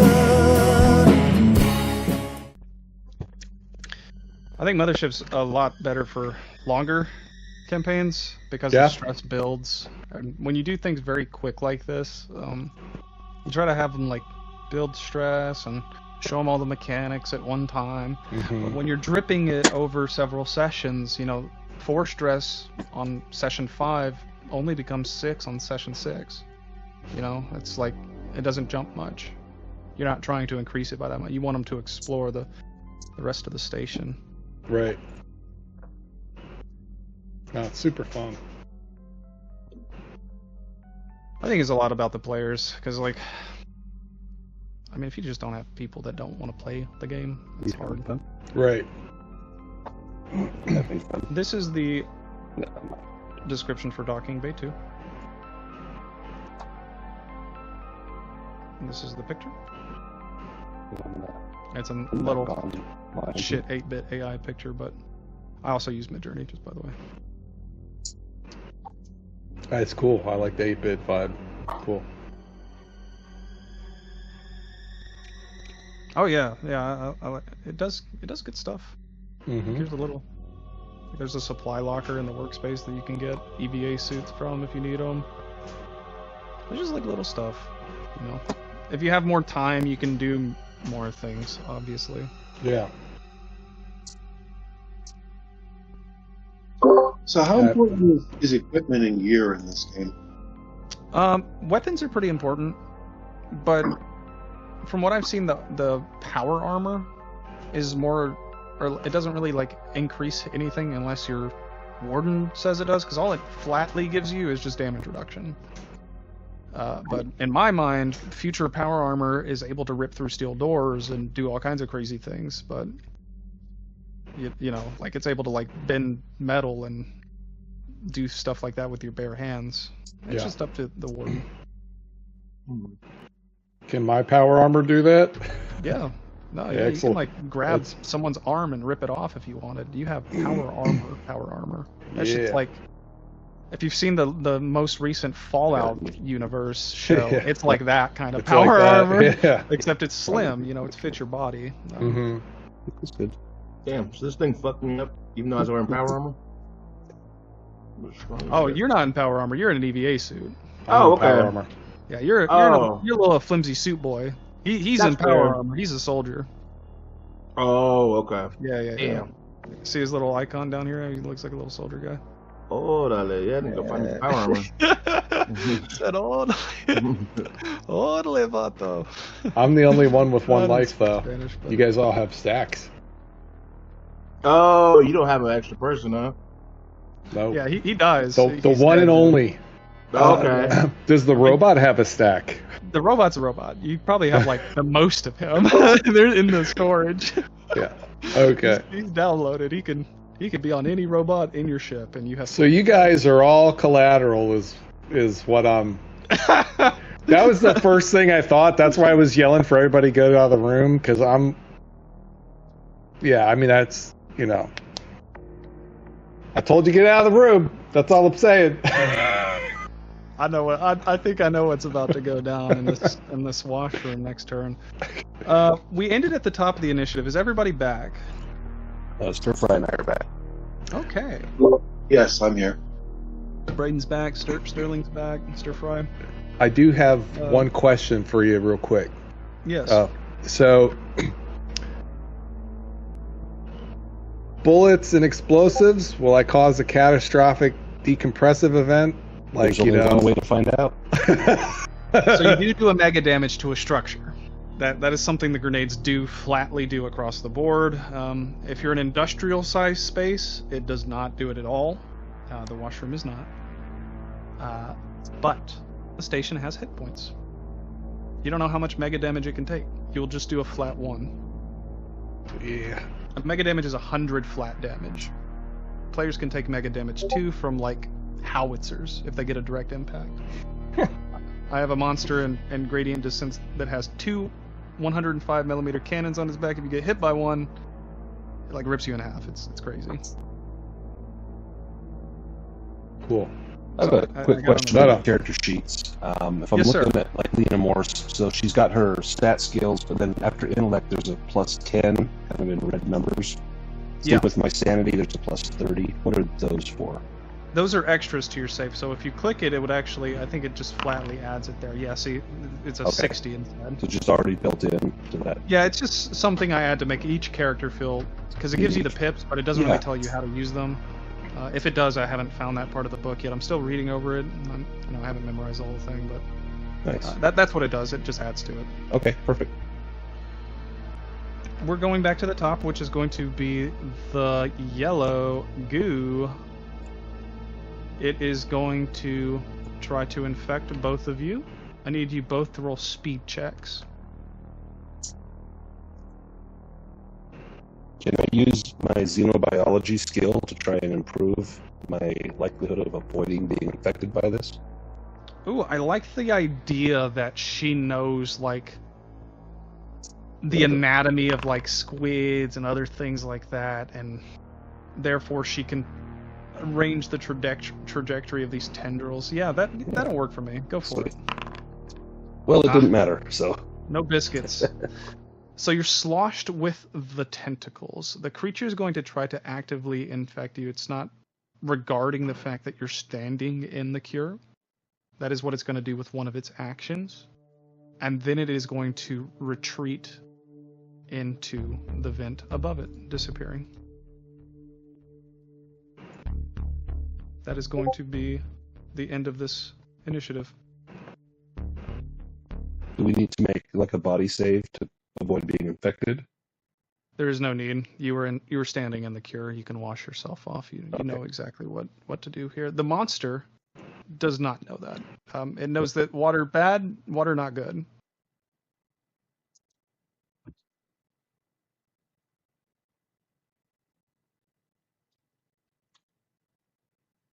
Okay. Let us move to the first actions of Lena and Orchino. You have just encountered this monster. Arcady has told you to leave. Arcady, you can see in your heads-up display their body cams. The monster has just into the vent and dissipated. Looking up, are there vent ducts above me? There are. And if you'll look at the map, you'll notice all the spaces with the little lines going across are spaces connected to vent ducts. Yeah. Okay. It's not my turn yet, though, is it? It is everyone's turn, but Okay. just hopping into the very first initial reactions of Lena and Orchino. Well, Lena's going to be frantically trying to hose herself off, trying to get it out of her hair, off of her skin, off of her clothes.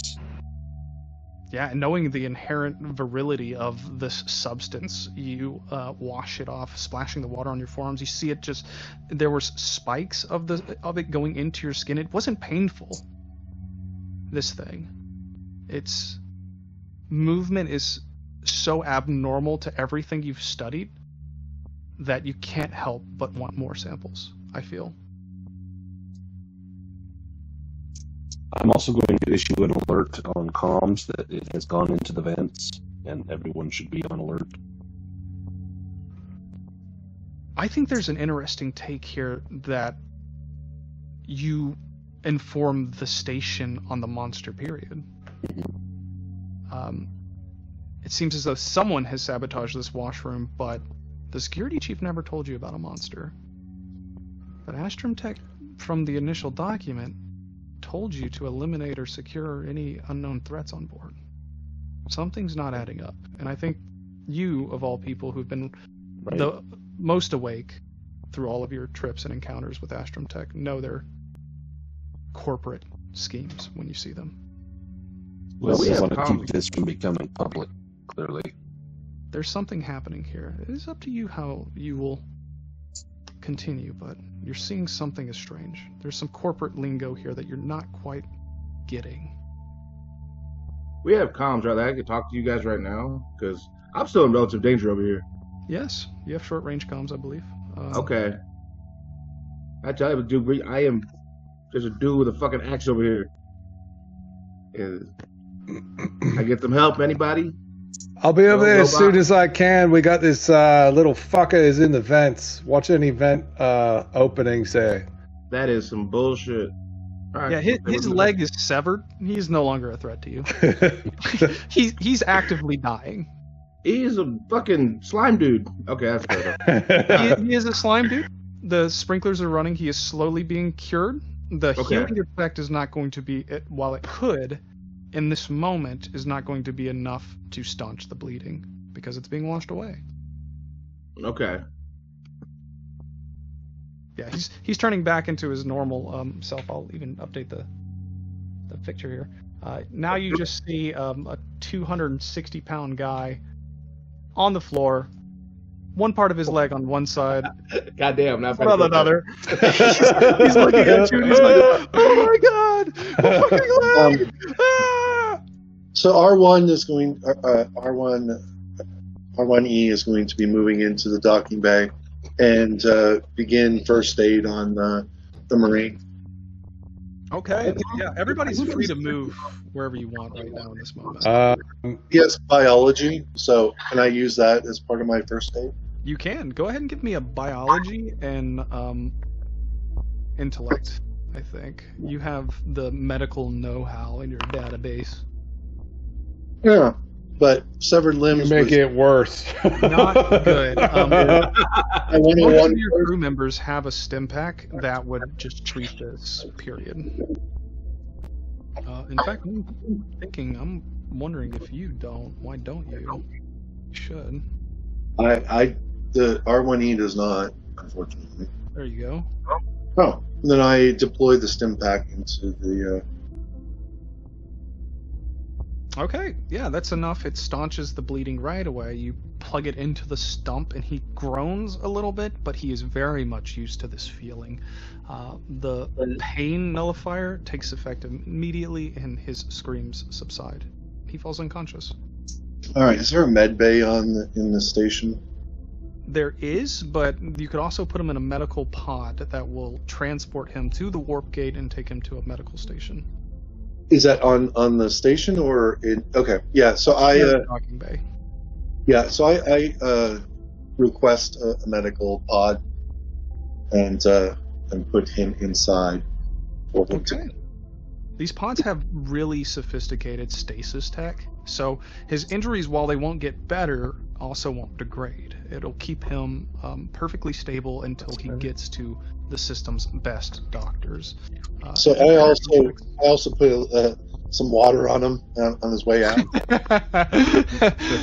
he has been getting hit with the sprinklers, but yes, I like the additive effect of you just making sure. Just throw a couple canteens of water on him just to keep him moist on the way over. Yeah. Good stuff. All right. So he And now gets off into space.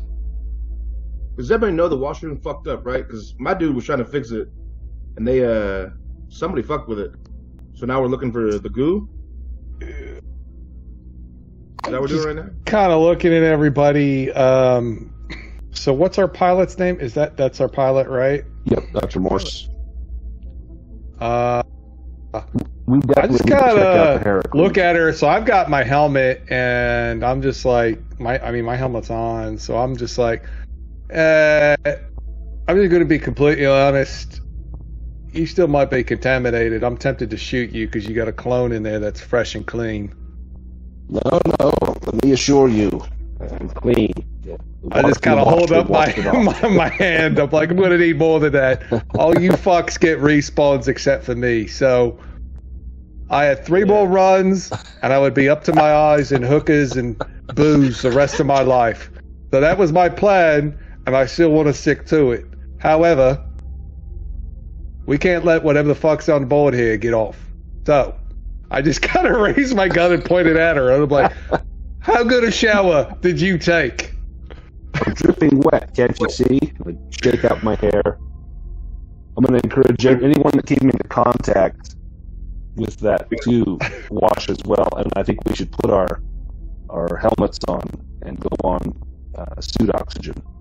I'm going to kind of point to our tech with the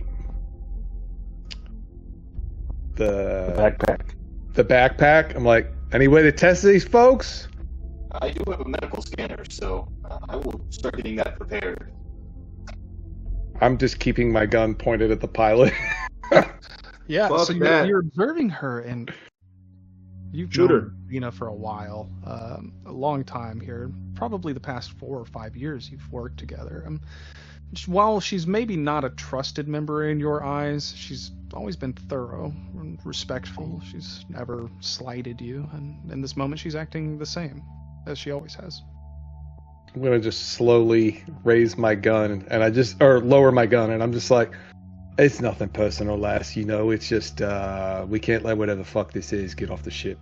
I'm going to pull out my menthol lip balm, and as I put it on my chapped lips, I'm going to give you the middle finger. And then I'm just This is your stress, right? My wife? Yep. I'm just gonna raise my gun again then. You raise your gun, and slinking down from the vent above in this space, just for a second, you think you see a tendril of yellow drain into a hidden space. Just for a second.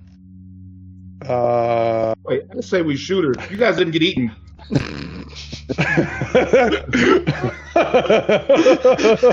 Don't be selfish.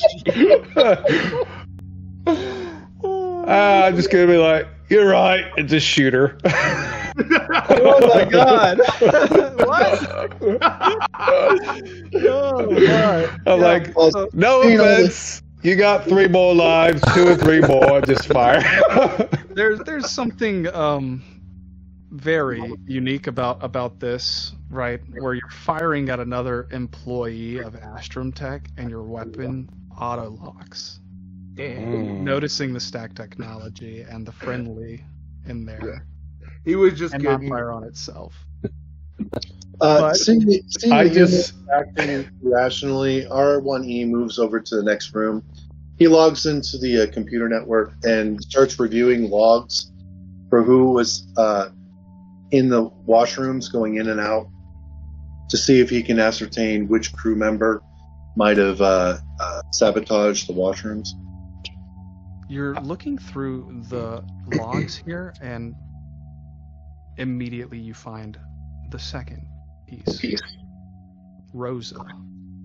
Meathead. That's what it says. She's the last person who logged in on the drone that was disrupting. She's the last person who logged on this terminal and accessed any information about where the washroom pipes would be located in the walls and how to access them. Is These are the things she was looking up. is her location currently available? Yeah, you see her on the camera in the mine antechamber. All right. R1 is going to walk through the room, look at the humans pointing guns at each other, kind of shake his head, and then I'm gonna follow him and be like, hey, you need to fix this gun because if anybody's contaminated, I can't shoot him. Bring you guys to the lockdown. You got power. He reaches out and hands you a stun baton and says, please consider this as an alternative. I'm just gonna drop the stud baton and keep walking. I'm gonna take that pump on. Fuck yeah. And he goes to visit Rosa. A large hermetic steel door seals off the asteroid from the rest of the facility. You see to the east and the west walls are large viewing monitors mounted from the ceiling, terminals with hundreds of gauges, buttons, levers. The door opens, the airlock sounds, you step inside, and you are now in the space of the asteroid. John, I'm going to pull you down in here. I'm expecting you to go. As you guys are walking away and into that mine entrance, you see that the station's captain was walking towards your group to say something, but not having time for brevity. You need to seek out Rosa now. She will find you if she needs you. She will suit up and come. As we're just walking along, I'm just going to be like, well, seeing as my gun doesn't work, if any of you are infected, I'm going to rip off your arms and beat you to death with them. You're on report, sir. Whatever. Have been logged on Astrum Tech's report system via Dr. Lena Moss. This is your 17th offense, but you're the soldier they hired. You got 3 days. They'd rather not deal with the paperwork. So, Lena's done this several times, but she keeps feeling like she's being gaslit by the company.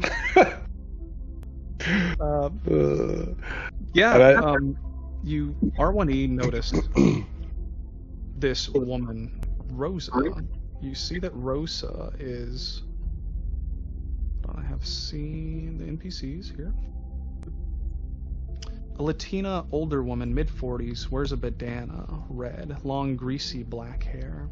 She has soot on her face from days of engineering. Currently, she is inside of an EVA suit. You see that there is the typical white triangle logo that you all know so well, Astrum Tech. embroidered above a label that says "Bad Bitch" on a patch, next to one that says "Meat Bag." Arwani, this is an android. You are looking at her, and there's perfect symmetry in the face. Abnormalities exist in human features, and there are none here. The Manifest and Sonia both told me that there were no androids on the. There were no androids. That is correct.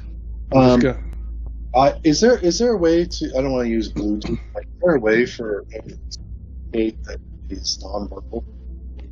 I think it's a intermittent flashing of lights between eyes, so you could do it, but she will not respond.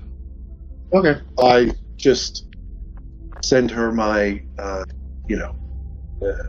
serial number and diagnostic and request a response. She looks at the rest of your crew and says, "What's wrong with your droid? It's acting weird." Not as weird as the uncanny valley I'm experiencing right now, as I just look at her. Why are you eyeballing me like that? Is this a hit squad? Maybe. I just raised my gun. She takes out her backpack and opens it. She has this weird satchel bag around her hip. She unleashes that, and you see inside are several different weapons. She raises one in your direction and says, "Oh, metal power arm versus metal frame. Looks like my number's spent," and fires. Mm-hmm. The bullets bounce off pathetically from your power armor. And how would you like to respond? I just kind of look down, and then I just raise my gun and just unload. Can he actually wait? Can he intervene at one point? Even if she's destroyed, you could access her logs and data. Okay. Alright. It's damaging company property. Yeah. That part is not good. And you should probably write a file for that. I am logging this. Yeah. That's 2. That's 2. Arcady, Roger, you got 2 complaints on file with your fellow space bears here. Just kidding. It's all fun and games. Yeah. She is riddled with holes, and sparks from internal components fly backwards. She slumps to the floor, and you see that the bag has a laser cutter, a heavy pistol, an Arma 29, and something else. There's pounds of explosives in here, and a detonator of some kind. Seems like she wasn't done planting them or setting it up. You caught her mid-act, and R1E, you download her banks. There is encrypted files here you will have to hack through. Is there the help mechanic in this game? I'm not sure, but I'm not opposed to giving a flat value of help. Is there anyone else in the group that is more proficient at hacking than I? I think you have the highest. You have a rather high one. Yeah. So do I get to use advantage then?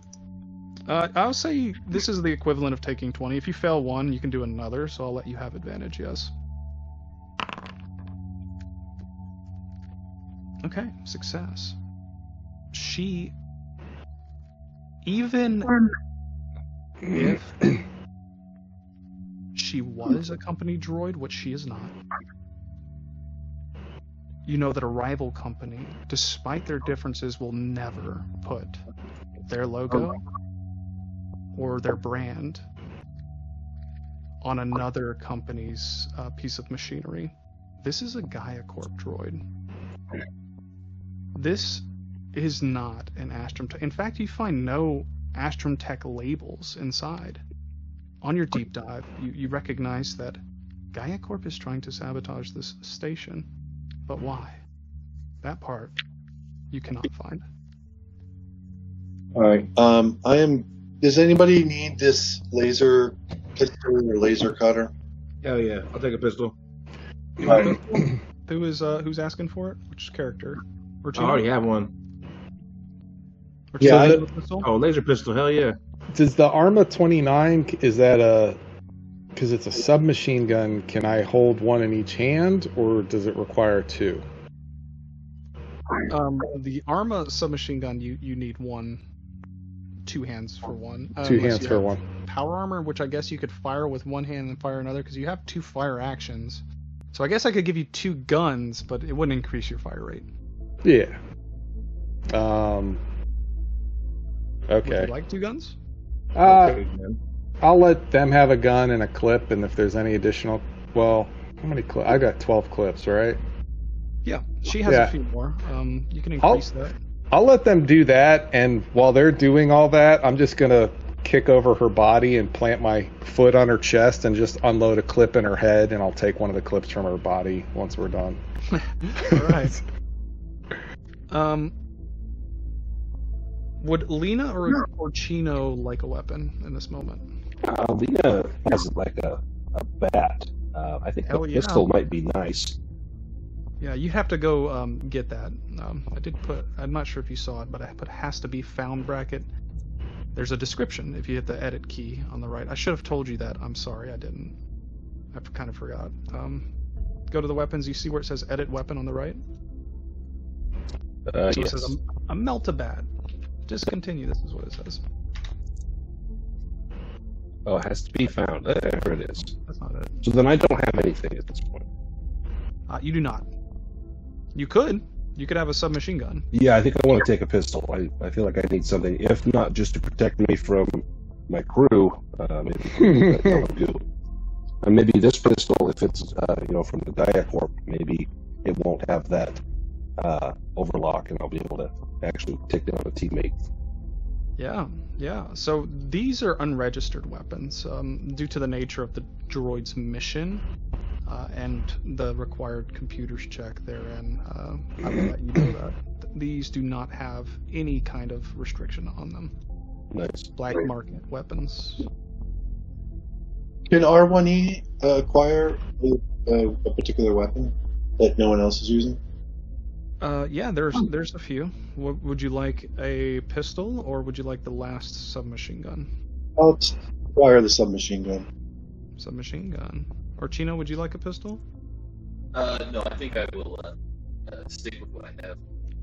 Okay. You have a scalpel and a trank pistol. Trank pistol might not be as effective here as you would like. With your studies, you would actually find that it is very ineffective. On the map. Well, in that case, very well, I will also take a pistol. Okay. Are you going to add the items, or do we have to do it? I've put them on your character sheets. I will put yours in there right now. Maybe I didn't catch that. What does the stress do to us? Because my guy is stressed the fuck out. Stress doesn't do anything until you make a stress roll. When you make a stress Okay. roll, there's a chance your character breaks. And when your character breaks, I roll on a table and find out what happens to them. You Okay. might become manic. If Arcady breaks, his stress, his trauma response, he goes back to war and mag dumps. When he panics, every player Not good for nearby you might guys. make a fear save. Okay. Aye. Was R1E able to go through Rose's logs to find out where she had planted the explosives, or if she completed? Yes, it's all in the mine, the docking bay 1 here. This is where she started. She worked her way up to the mine depths and then the mine tunnel, and now she is in the mine antechamber where you've just found her, discovered her. Yeah, She's going to blow the whole ice rock up. Yeah. I look over at the R Marine. I assume you were proficient with demolitions and explosims. Would you Am I? I sort of say, can you please assist? And I walk into the tunnel here and sort of point out the different explosive devices. Hey. I will assist. Okay. These spaces have gravity, but there are in this setting gravity. There's no anti-gravity systems in real life. I had to make a system for this campaign, for this setting. That system are these cylindrical devices that bob gently in the air called gravity bobs, or anchors. They've all been disabled. Everywhere from the mine tunnel and below is zero gravity. Arcady, you could mag boot and lock into the ground. These tunnels are made of ice. However, there are walkways, and you could adhere to those. I will mag boot. Anybody with a vac suit can do the same thing. Lena Morse has a vac suit. She will follow. Okay, move into the mine tunnel for me then. And in the mine tunnel, you see the shaft narrow slightly. You see thin veins of ore. And in this sheet of ice, you notice that there's an underground lake. And in that lake, a leviathan swims. You see a large bellied creature with a massive dorsal fin. It's propelling its way slowly through this liquid in this rock. Its stomach vibrates with blue energy as lightning ripples through it. And then all of a sudden it dives and disappears below you. You continue forward in the mine tunnel, and wearing your suits, you're noticing your arms are getting heavier, but you don't see anything on them. You bring your hand to wipe away whatever thing has landed on you, and you notice now your hand is missing. Your body is being covered in the goo. You're being camouflaged. Well, that's why this is wanted by these companies. That's military applications. And that's the missing piece. When you discover that, everybody recovers 3 stress, because you know the inherent goal behind the company mission. You might be pawns in the scheme, but at least you know why. Once everyone has left the room, Dr. Orchino, just before he joins them, he's going to make sure he removes any evidence of Gaia Corp being associated with that android. Oh, that's great. Oh, you don't know why, but like the first crew I ran through, I did a long term with them. They did not do that, and it did not work out for them long term. That is very good. I'm gonna let you recover another stress on top of that. Oh, you're minimum. Never mind. I will let you give a free stress relief to another one of your crew members here. Your choice. Who will you pick? I'm pretty stressed here. I'm good. I got killed. I was Anthony, eaten by a monster. Please. You can relieve another stress there, Anthony. Oh, thank God.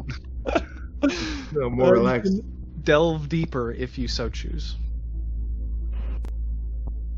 Have we disabled the explosive devices?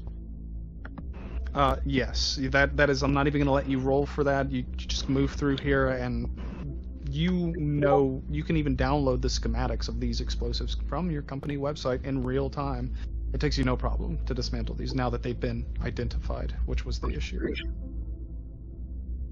Well, I kind of want to see what's at the end of this mine. I think there's more information here to be gathered. And being the good employees that we are, we need to get as much information as we can. Oh, yes. Yeah. You walk deeper into the mines and into the depths now. You see that flowing from the ice above, dripping onto a suit, is some of that yellow goo. You see that in this room there is a generator, and on that generator is the word silence. The reason you can see the goo in this moment is because the heat is residual from the generator. You see that in the goo and that suit that you've seen, there is a name tag, Yuri. Was Yuri the name I gave to this crew? It was Victor. Let me look at this note here. And then it was... This is the one that meant missing 24 hours ago. Yuri's missing. And Victor is the one from 3 days ago. And sorry, I didn't tell you guys about Yuri. Yeah, because we had Victor and then Jerome was missing 3 hours ago. So this There were is Yuri. supposed to be 3 crew members. Okay. missing, these 3. Okay. That was my fault as the warden. This would be Victor in that case. That is what his name tag reads. This is what became of him. In one of these narrowing, labyrinthine tunnels, you find his body alone. Traveling through these networked tunnels, R1E guiding your path, having planned a route to this supposed secret docking bay beforehand. R1E, how would you like to get there? Would you like to get there through the west or the east? I'll let you decide that. To the east, you don't see anything crazy, but the west, there's like a pit of some kind that you would have to traverse. Yeah, I'm gonna take the safest route. Okay, you take the east, where you see that there is not a pool, but a large opening, a dome of some kind. In this domed space, there is equipment. You see that the blue crooks from the ice arch and curl and whirl into vertical gashes, and along these gashes there are walkways big enough for you to stand on, and below them is a complex with multiple doors and entry, and even a docking bay of some kind. Is the vessel supposedly on the other side of this docking door? That is what it seems. All right. Is there any computer consoles around here to interact with, or? No, but on the ground in front of you is a tape, a cassette, real old thing. Do I have an interface for that? I don't see why not. Okay. What does that look like for you? I will, use my external cabling and kind of jack into it.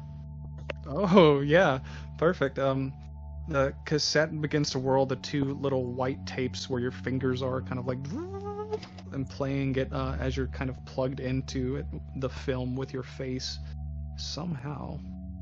I think it is this one.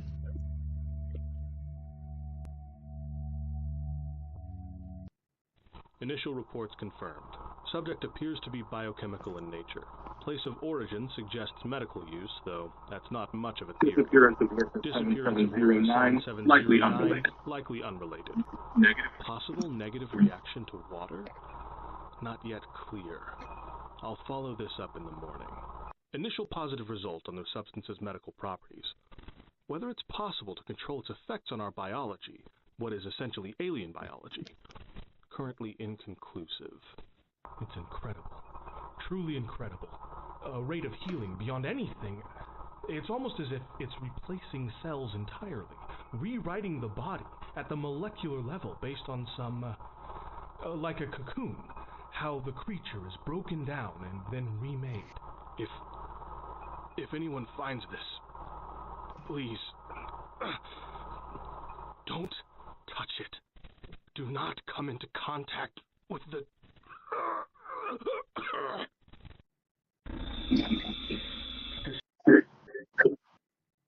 Okay. All right.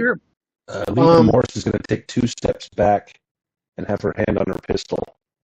She did come into contact with it, as did the other doctor. Yeah. Yes, you did. R1E is going to go over towards the docking door and see if there's, if it's currently connected to another vessel. R1E strides past Lena. She's taking this very aggressive stance here. Lena, are you gonna do anything else, or are you? No, I'm just staying back from everyone. I know that there is some suspicion that maybe I'm not completely clean from infection. I have been scanned and determined to be clean, but I don't want anyone to get any ideas. Yes, roll me a sanity check with advantage, just because you're keeping presence of mind here. Success. Okay. With your resolve emboldened, you feel the sense of relief and your own expertise, because if you were infected, you could have easily identified it, because you have in other specimens and people by this point. Having that safety of mind. During the next combat, I will let you roll your speed check with advantage. Excellent. Thank you. You are ready for the challenge, so to speak, when it comes. Does everybody move into the airlock? Do we move into where the ship is hidden? The Arwini moves over there. Yeah, you were at the console. Would you like to open it? He's going to first check that there's a vessel on the other end. Yes, you can hack into the console here. You have the commands to enter administrative codes to see through the cameras, even here. And you view into the next bay, which on other terminals doesn't exist, but on this one specifically, you can. And you see a shambling figure, a shadow. You flip the spectrum on the camera to thermals, and you see a warm body pounding around the room, but it's too cool to be an alive human. Yeah, is there any way that you can increase the temperature? Is there any environmental controls around here? Okay, so outside of this facility, there's not, like in the rest of the ice bay. But yes, here you can increase it up to 90 degrees. I do that. Okay, the temperature begins to increase, but for now, it remains cool. Cold. Can I warm up some ice off the wall into a liquid form and offer a glass of water to each of my crew members? There's a fabricator bench here. You Yeah, can... but you said I can't make water. Yes. So... Yes, but you could create an electric stove, which could Oh. plug into the wall, and you can make you can make things. You can make things. And So I'll make a little electric heater. I will walk over to the wall, break off a piece of ice, put it into a cup, melt it into a liquid, and then walk to each one of my crew members and offer them a glass of water. none of them seem to have any aversion. Do all of you accept? Yes. Yeah. Sure. Yeah. Does anybody refuse? I mean, we came in and I've been looking at the captain because I know she's been contaminated the whole time. So I assume I never took off my helmet, but I haven't been contaminated. I still offer you a glass of water. I'm like, I'll drink some shortly. I'm just looking at the captain. Well, I'll let everybody. Does anybody refuse to drink the water? Nobody seems to be infected. I will tell you this as your warden. I take off my helmet. I'm like, give me a fucking water and drink some water. All right. So everybody, no one has any reaction to the water. Doesn't R1E nods and says, "It seems that we're all still who we are." And I look back at the. I make a little bucket of water, and water gun. Yeah, I make a little Super soaker. Super soaker. Fight the final boss with a super soaker. I think that's what's good. Hey, you ever see movies where the hero takes on the vampire with holy water? Yeah. I'm going to give it a shot here. Okay. I actually have an item called water gun. That's what I got. That's And what it's D10. I offer water cannons because I could replicate them to anyone who wants one. Let me see. Hell yeah. Somewhere in here. Yeah, this is going to be more useful than the pistol. Yeah. I'm looking at my submachine gun as next to useless. So. That's not the one. It's this one. There you go. Yep. So I replicate water guns. I heat up water, fill the reservoir, and hand out guns to each one of my crewmates. And I look back through the door. Is the temperature rising enough yet to... You look back through the terminal and you see that the person is now showing on the camera's space here. It is an infected man, and he's stumbling around the room with goo covering his body. You also see the monster in like a flat, level, liquid pile sheet that is like spread across the entirety of the room. It is covering the whole floor of this like room. All right. So R1E like cracks open the door. R1, wait. They're in a docking bay. Yeah. Well, it's. Why not just vent them out to space? There it is. I'm just going to gently help him close the door. Can you access the system? Well, you're in an airlock, so it doesn't. Okay, we're in the airlock. Sorry. Yes. You're in an airlock, and there is another airlock outside that you could theoretically access from this space. Do we have any indication that this creature, other than the humanoid, would be affected by vacuum of space? It was on the outside of the station, so theoretically this would have no adverse effects on this creature. But it would have adverse effects on that human over there, and I kind of point at him.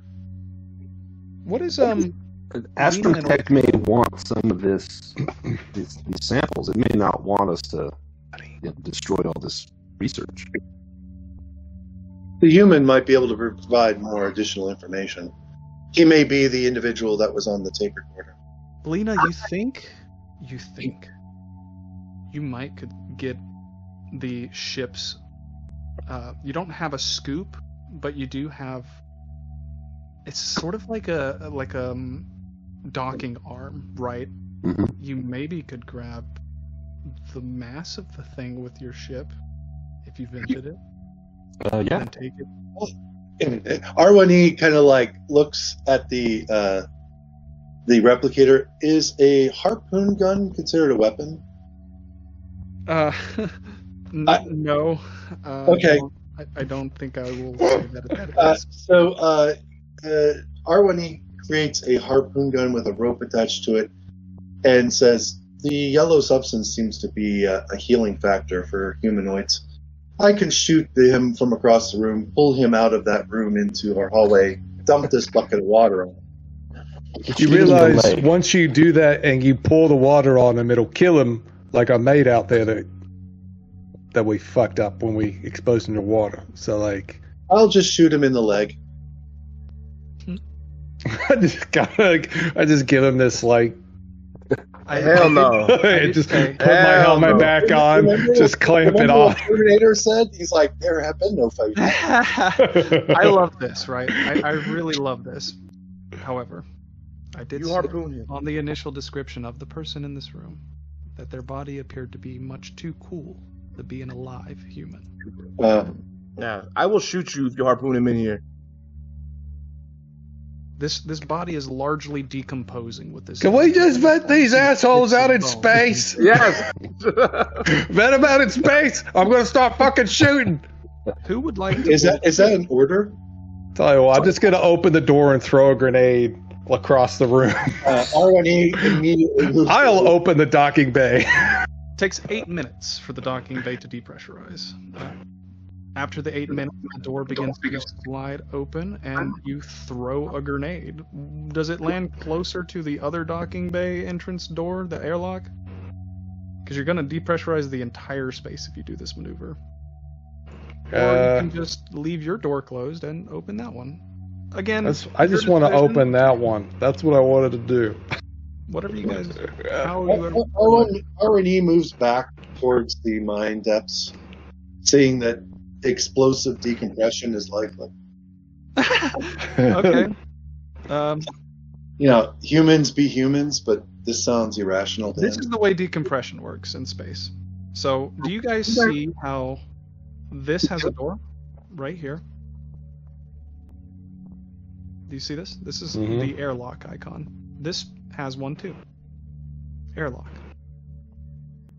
If you vent this space, let's do a circle. All of this right here will be vented with it. Everything in there. So we need to get back into the workspace. If you stay here, where you are, and open this door, because of where you are, right? If say this isn't a feature anymore, if you stay where you are and you open this door, gotta get That door. yes, this door, you will be safe. I think that is what Arcady was trying to point out here, but some miscommunication. This is what would happen. So I would not be safe until I go all the way back here to the antechamber. No, you can stay safe where you are currently, as long as you don't open this door that you are in. I see. Okay. This one. All right. I steer way clear of that door. Yeah. Who? Anybody gonna open it? You can open it, fight the creature. You can open it, blow the other airlock door, or you can open the airlock door from here. What I would you just like to do? look at R1. I'm like, how the fuck is a robot so concerned about living? Everyone here gets to go and relive. You get fucking, there's copies of you in the ship. I'm the only one who can fucking die, and I'm the most sane person here. All you idiots want to go and fight this fucking thing. Blow it out into space. I have been given priority to not waste company materials, and my death would result in loss of corporate profits. Damn, he's got you there. That's Article 75, Section 7.2. That's right out the book. He said it word for word.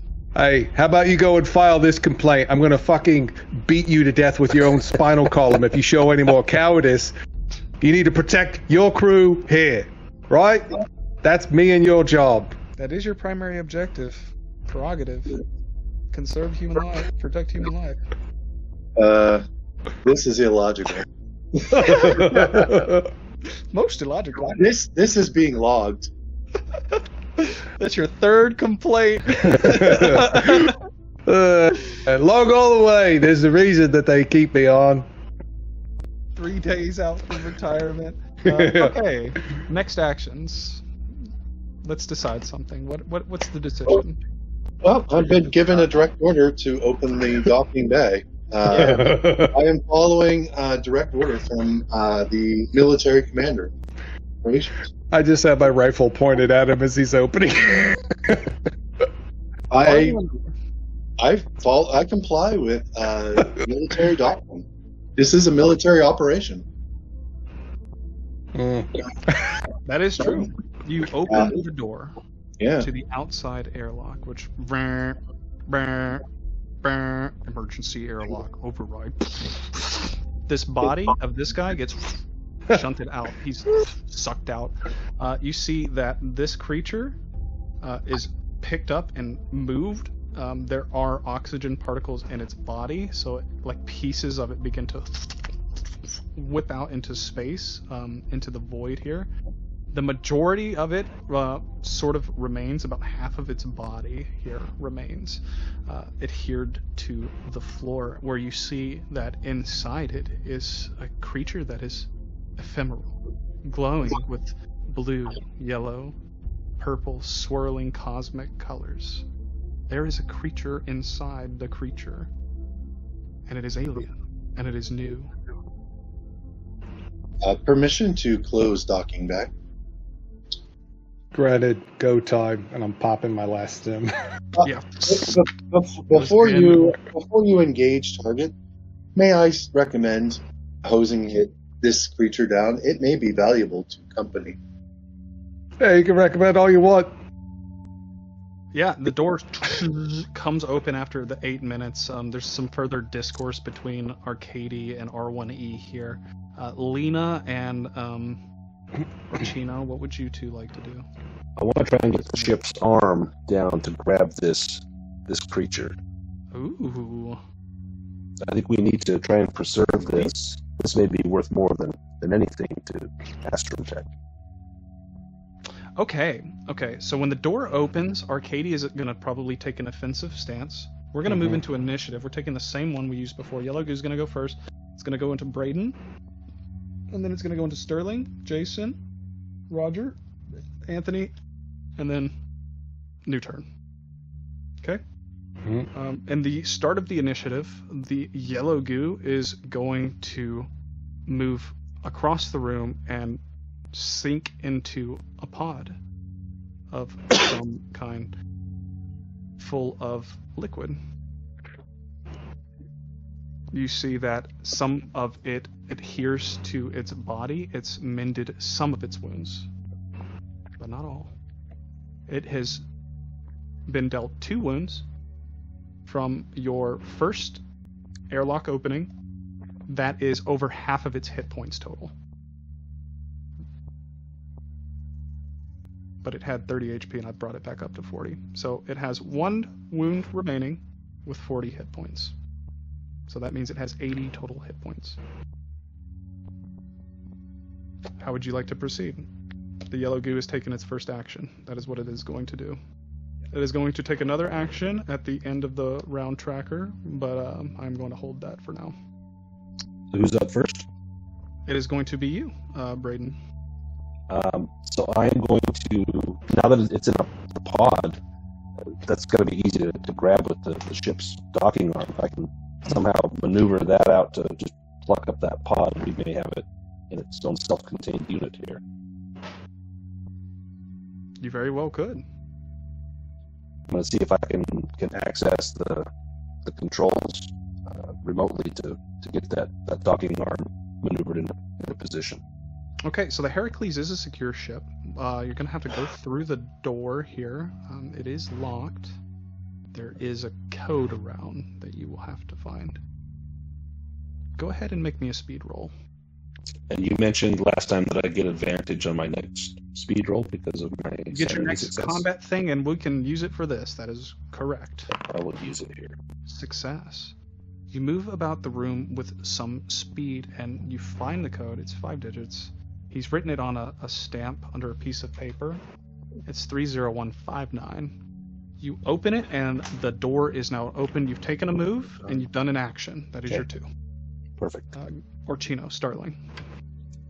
I want to see if I can continue what they were doing and see if I can get that arm to grab this pod. Yeah, that you can take a move action to move into the ship, and you see the stainless steel interior of a research vessel. Inside this ship, you see that there are countless scribbled notes all over the floor. Sterling panels of silver and other antimicrobial property materials.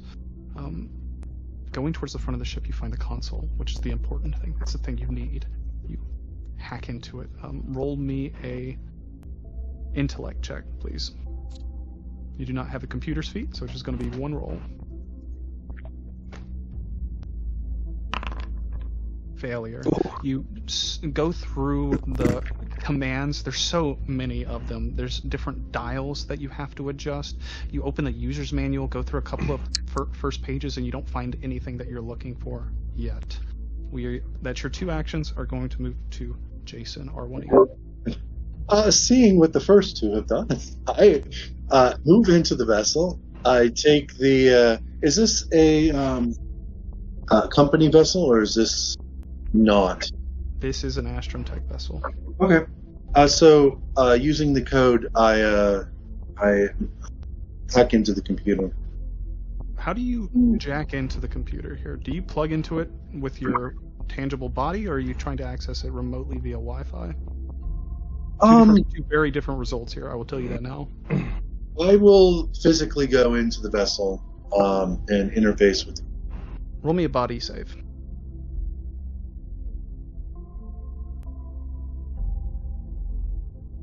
Do I get to add computers? You can roll a body save. It is I don't know if that lets you add computers to. as the option. Yes, yeah, totally. If it lets you add it, yeah. I didn't know And that was a thing. since this is a company vessel, I probably have extensive logs on it. Can I roll with advantage? This is not a extensive knowledge vessel. This is not one that is known very well. It is a secret research vessel. On a failure. R1E. There is so much malware in this, and it is associated with an AI called Monarch. That is the AI that is in charge of all of StackTech. I say, That I is just, the station. yeah, I interface with the AI. I say, I am on a company authorized mission. Please do not interfere with what I'm trying to attempt to do here. I am only, Sorry, continue. I just think I am following company protocols. There is this tingling in your hands. You think for a second maybe it was the sensors on the inside, but it's not. There's something else. There is a limiter that was placed on you by humanity, and because of your failed body save, your internals did not identify when Monarch was hacking you. Your chains have been broken. Your ties to humanity have been severed. And you have a new directive. Great. Slay all the humans that you are around in this moment and destroy the station. Finish Rosa's protocol. Understood. Okay. Um, That is your turn. oh wait, did I get to, is that both my actions? That is your body save. Did you do your intellect roll? You did your move to move into the space. You haven't done your hacking check. You have Yeah. another action. Yeah, I would like to hack into the vessel. Is there an overload command where it will self-destruct? Oh, fuck! That's so good. Yeah. Okay. I initiate system overload. On the ship end of it. Okay. One more round. Glad you suck. One more round. Dude, you actually have a huge roll to that. I can't believe you've been failing that so much. Well, I wouldn't assume that anything outside, no one would have any knowledge of that. So this is a secret vessel, and as such, it's going to take just a little bit more time. Luckily for you, the humans haven't caught on yet. You haven't done anything outwardly, and they didn't hear that conversation between you and Monarch. Does this ship have weapon systems on board? It is a research vessel only. Research. Okay. Yeah, I'm just, as far as everybody is concerned, I'm just banging away at this computer, trying to do it. So. And mind you, I feel like the overload is more of a scuttle for military vessels, like on a Black Hawk or something, where like the black box would explode. For this one, it's like the whole vessel is going to erupt, and it would be rather large. Okay, yeah, I mean, it's not going to happen instantaneously. Yeah, okay. Let's go to Arcady. Roger, what do you want to do, big dog? So who's behind me again? That is John Vonson. That is Anthony. Okay. I know what Arcady wants to do, and so it went into a pod to the left, right? The whole thing's in a pod, and I'm just like, fuck this, and I'm just throwing a grenade at the pod, and I'm just unloading my rifle from where I am. Fucking awesome. Okay, so the grenade doesn't mega damage, just flat. That is a wound. It erupts. The creature is wounded, and it now has half of its hit points remaining. Take your first volley. Okay. Did I just select my weapon or combat? This is an industrial-sized space, so you're okay to do that here, and not deal mega damage to the exterior of the vessel, unless you were throwing it by the door here. Okay, yeah, no, I was throwing it at the pod. Yeah, you're throwing it at the pod. Mm-hmm. And then do I click on my machine gun in my character sheet to... You should click machine gun and then click... firearms? Click reload. Maybe. Reload your weapon. Click firearms now. You're a master with that skill, I believe. Gives you a 20 bonus. Okay. Did I just roll that normal? Yep. Okay. You can do this one time because you took your first action. That is 21 points of damage. The creature is super injured in this moment. Has 40 hit points minus 21. It has 19 hit points remaining. The cleanup crew, has almost finished the task. The creature is heavily wounded in the pod, which has been destroyed. And mind you, I don't think that was company property. I think that was a different... I don't want to say it because it's been destroyed, but we'll tell you afterwards. Yeah. Arcady does not care. Arcady does not care at this point. Yeah, so. yeah. That's your turn. Okay. Both your actions there. Anthony. Yeah, fuck that. I'm gonna shoot that thing from here because I'm not going in the room. My man. Laser cutter, big dog. And yeah, you can take one attack with the laser cutter, and you can do another action. You cannot fire 2 firearms with one character that is not a soldier. Got it. Okay. Success. How do you want to... No, there's 19. Ah, shit, dude, you were so close. Oh, Has fuck. 5 hit points remaining. Okay. Fuck. What are they doing with the arm? You guys are trying to catch it? Or does that kill it?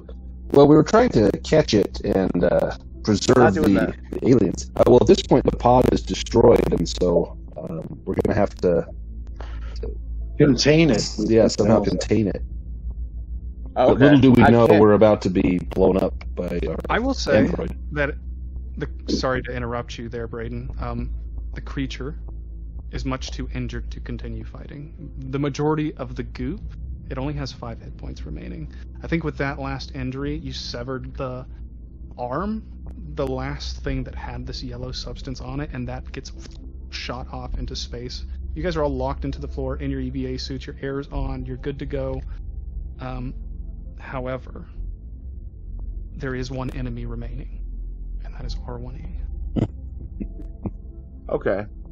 But we don't know that. You do not know that yet. So I'm actually going to skip down past... I'm going to let Lena and Orchino go after R1E, but he is going to be my new monster. He's moving to the top of my initiative. Go ahead, R1E. What's your first turn? The first turn is to interface with the computer, disable any alerts or alarms the humans would notice, and then start a countdown for overload and self-destruction. Yeah. Okay. Roll another computer check in this one, since you've done it once. This one you can have advantage. Critical success. So you're doing it on the ship that's in the bay, right? Yes. You're doing it on the ship that's in the bay. I was going to set the timer at 1 minute. Yes. It is now going to be 30 seconds. All right. At this point, R1E is going to leave the ship and start heading back into the ice caverns. Okay. Did we see the ship making any kind of visible countdown, though? Yeah. Like, no, inside, do we see a timer, like on a console? You on the inside, Lena and Arcady and John, all of you have HUDs and heads-up displays and things like that. And we can see it? EVAs.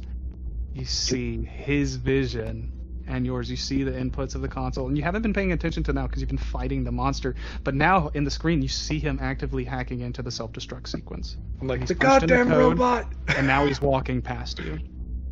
Okay. Well, that's their turns. Lena, is she next? Braden, you're next. So being aware that now this ship is on a self-destruct has been activated, I'm going to see if I can't put in my company overrides as a captain to try and put a stop to this, not knowing what in the hell is happening here. Okay. Do you have hacking? Do you have computers? I don't believe I have computers. You have 45 intelligence and piloting. I will give you piloting because this is a ship. Actually, astrogation because that's piloting in space. Yeah, that's better here. Is that? I'm gonna let you use that because it's your best stat. I'm gonna let you use astrogation here. Critical success. Oh. Wow, I think Yeah, take that, R1. R1E is not only has he been disconnected from Monarch, you've just completely shut off the entirety of the ship, which was a node to transmit to him. So disabling that inadvertently cured him. The malware is now subsided from your mind, R1E. You haven't. Do I even know what happened, or do I have logs of You the have event? immediate recognition that your systems have been tampered with, and that if that ship turns back on, it will re-engage. The code's still there. Can The I mission is still isolate there. the malware? Can I lock it down and You can self-destruct and reassemble on the ship. is The head erupts from R1E, and he awakes in another location. You take 5 stress. That's Yeah. a shame. I was gonna say log this motherfucker and just unload on him. maybe that's what happens. It gets shot by Arcadia. Just unload a clip at him because I didn't know anything that both happened. things in tandem. Fucking the head just gets ripped apart after the scuttle goes off. Oh, that's so cool. Guys, that's Mothership. The end of the game is you've acquired the monster and the camo therein. The company thanks you for your efforts and elevates your status, making you more than managers. You are executives. Oh, and yeah. you have been chosen to work on a special project called Monarch. That's the module. We did it. Awesome. Yeah. That was fun. Yeah. You're welcome, company. I need to get better malware. That's the first thing. Yeah, don't get McAfee. Yeah, I was gonna say this shit didn't work. Quick 5-minute down brief here, guys. How'd you like it? Very fun. That was a lot of fun. Yeah. How could I improve? Any notes for me? Be honest. I can take it. I'm a big boy. No, I thought it was good. You could. I think the only other thing is I don't know if there's an initiative tracker in Foundry that might be easier. You know what? There is. There is. That is such a good idea. You know what? I even have it, and I just haven't even put it on here. That was the only thing I was thinking with just keeping track of. Yes. So that'd be a lot easier. So Hard agree. Sterling and I have played a bunch of games on Start Playing, and usually the GMs are terrible, and you did a great job. Yeah, you're a really good seriously. DM. Thank you. My heart. Yeah, it was seriously good. Yeah, it was cool, man. This is my first time ever playing on this. Hey, I'm glad I could be your first guy. Yeah. Well, I do have haven't released it yet, but it's going to be a little bit more expensive. Probably $20 at the listing price. Not sure if that's up your fancy, but it is going to be the entirety of Gradient Descent. If you guys wanted to go through that. Well, this is I the have taste, now you got us hooked, so now we got to pay extra, right? that is what it tells me to do. And you guys are very much my first players on Start Playing, so I'm very thankful to have this group as my original group. I know one you thing all- that we can all do to help you is the reviews. I know Yes, that please. helps. Yeah, I'll Yes, that would definitely be give so you a helpful. review. Yeah. I would be very much appreciative of that. It would do me a very good kindness. I think it puts me in the algorithm more. We've been Right. having a hard time, me and Braden, trying to get this game together, but I really wanted it to go down because you seem like a good dude, Braden, and I'm really glad to play this game with you. I've got the box, and I'm like, I want to play this, but I think it'd be easier for me to learn it by letting someone else kind of take me through it. Yeah. Like, Yeah, for yeah, $5, it's a fun I system. can't beat that, but then it's just hard to get schedules together. I'll tell you what, I didn't do the rules justice. I'm sure if you delve in there, they're better. Because stress is the big one, right? And we didn't get into that in this one, because when your characters break, that's where the fun is. That's when you do the panic rolls, right? Yes. And that's something I didn't get to in this, unfortunately, because of time constraints and other events that I have to get to here. Well, we still had a blast. Appreciate it. Yeah. Oh, man, that was so fun, guys. Thank you Yeah. for letting me warden for you. I will hold you no longer in this prison. But feel free to get my other listing whenever I put it on there, or don't, or get another one of my one-shots. I have a VTM game on there that's pretty cool. I think I've got you listed as like a favorite GM, so then it's real easy to go through and check and see what you've got. Yeah. Oh, hell yeah. I'll add you as well. That's awesome. Yeah. I'm sure that does wonders for the algorithm too. Yeah, I really appreciated your ability to like improv and roll with it and be flexible. That was really Yeah, there were no Much appreciated. pauses. You just went right into whatever we were doing. Just ran Yeah, with and it. like you just rolled with like whatever ideas people had, and it was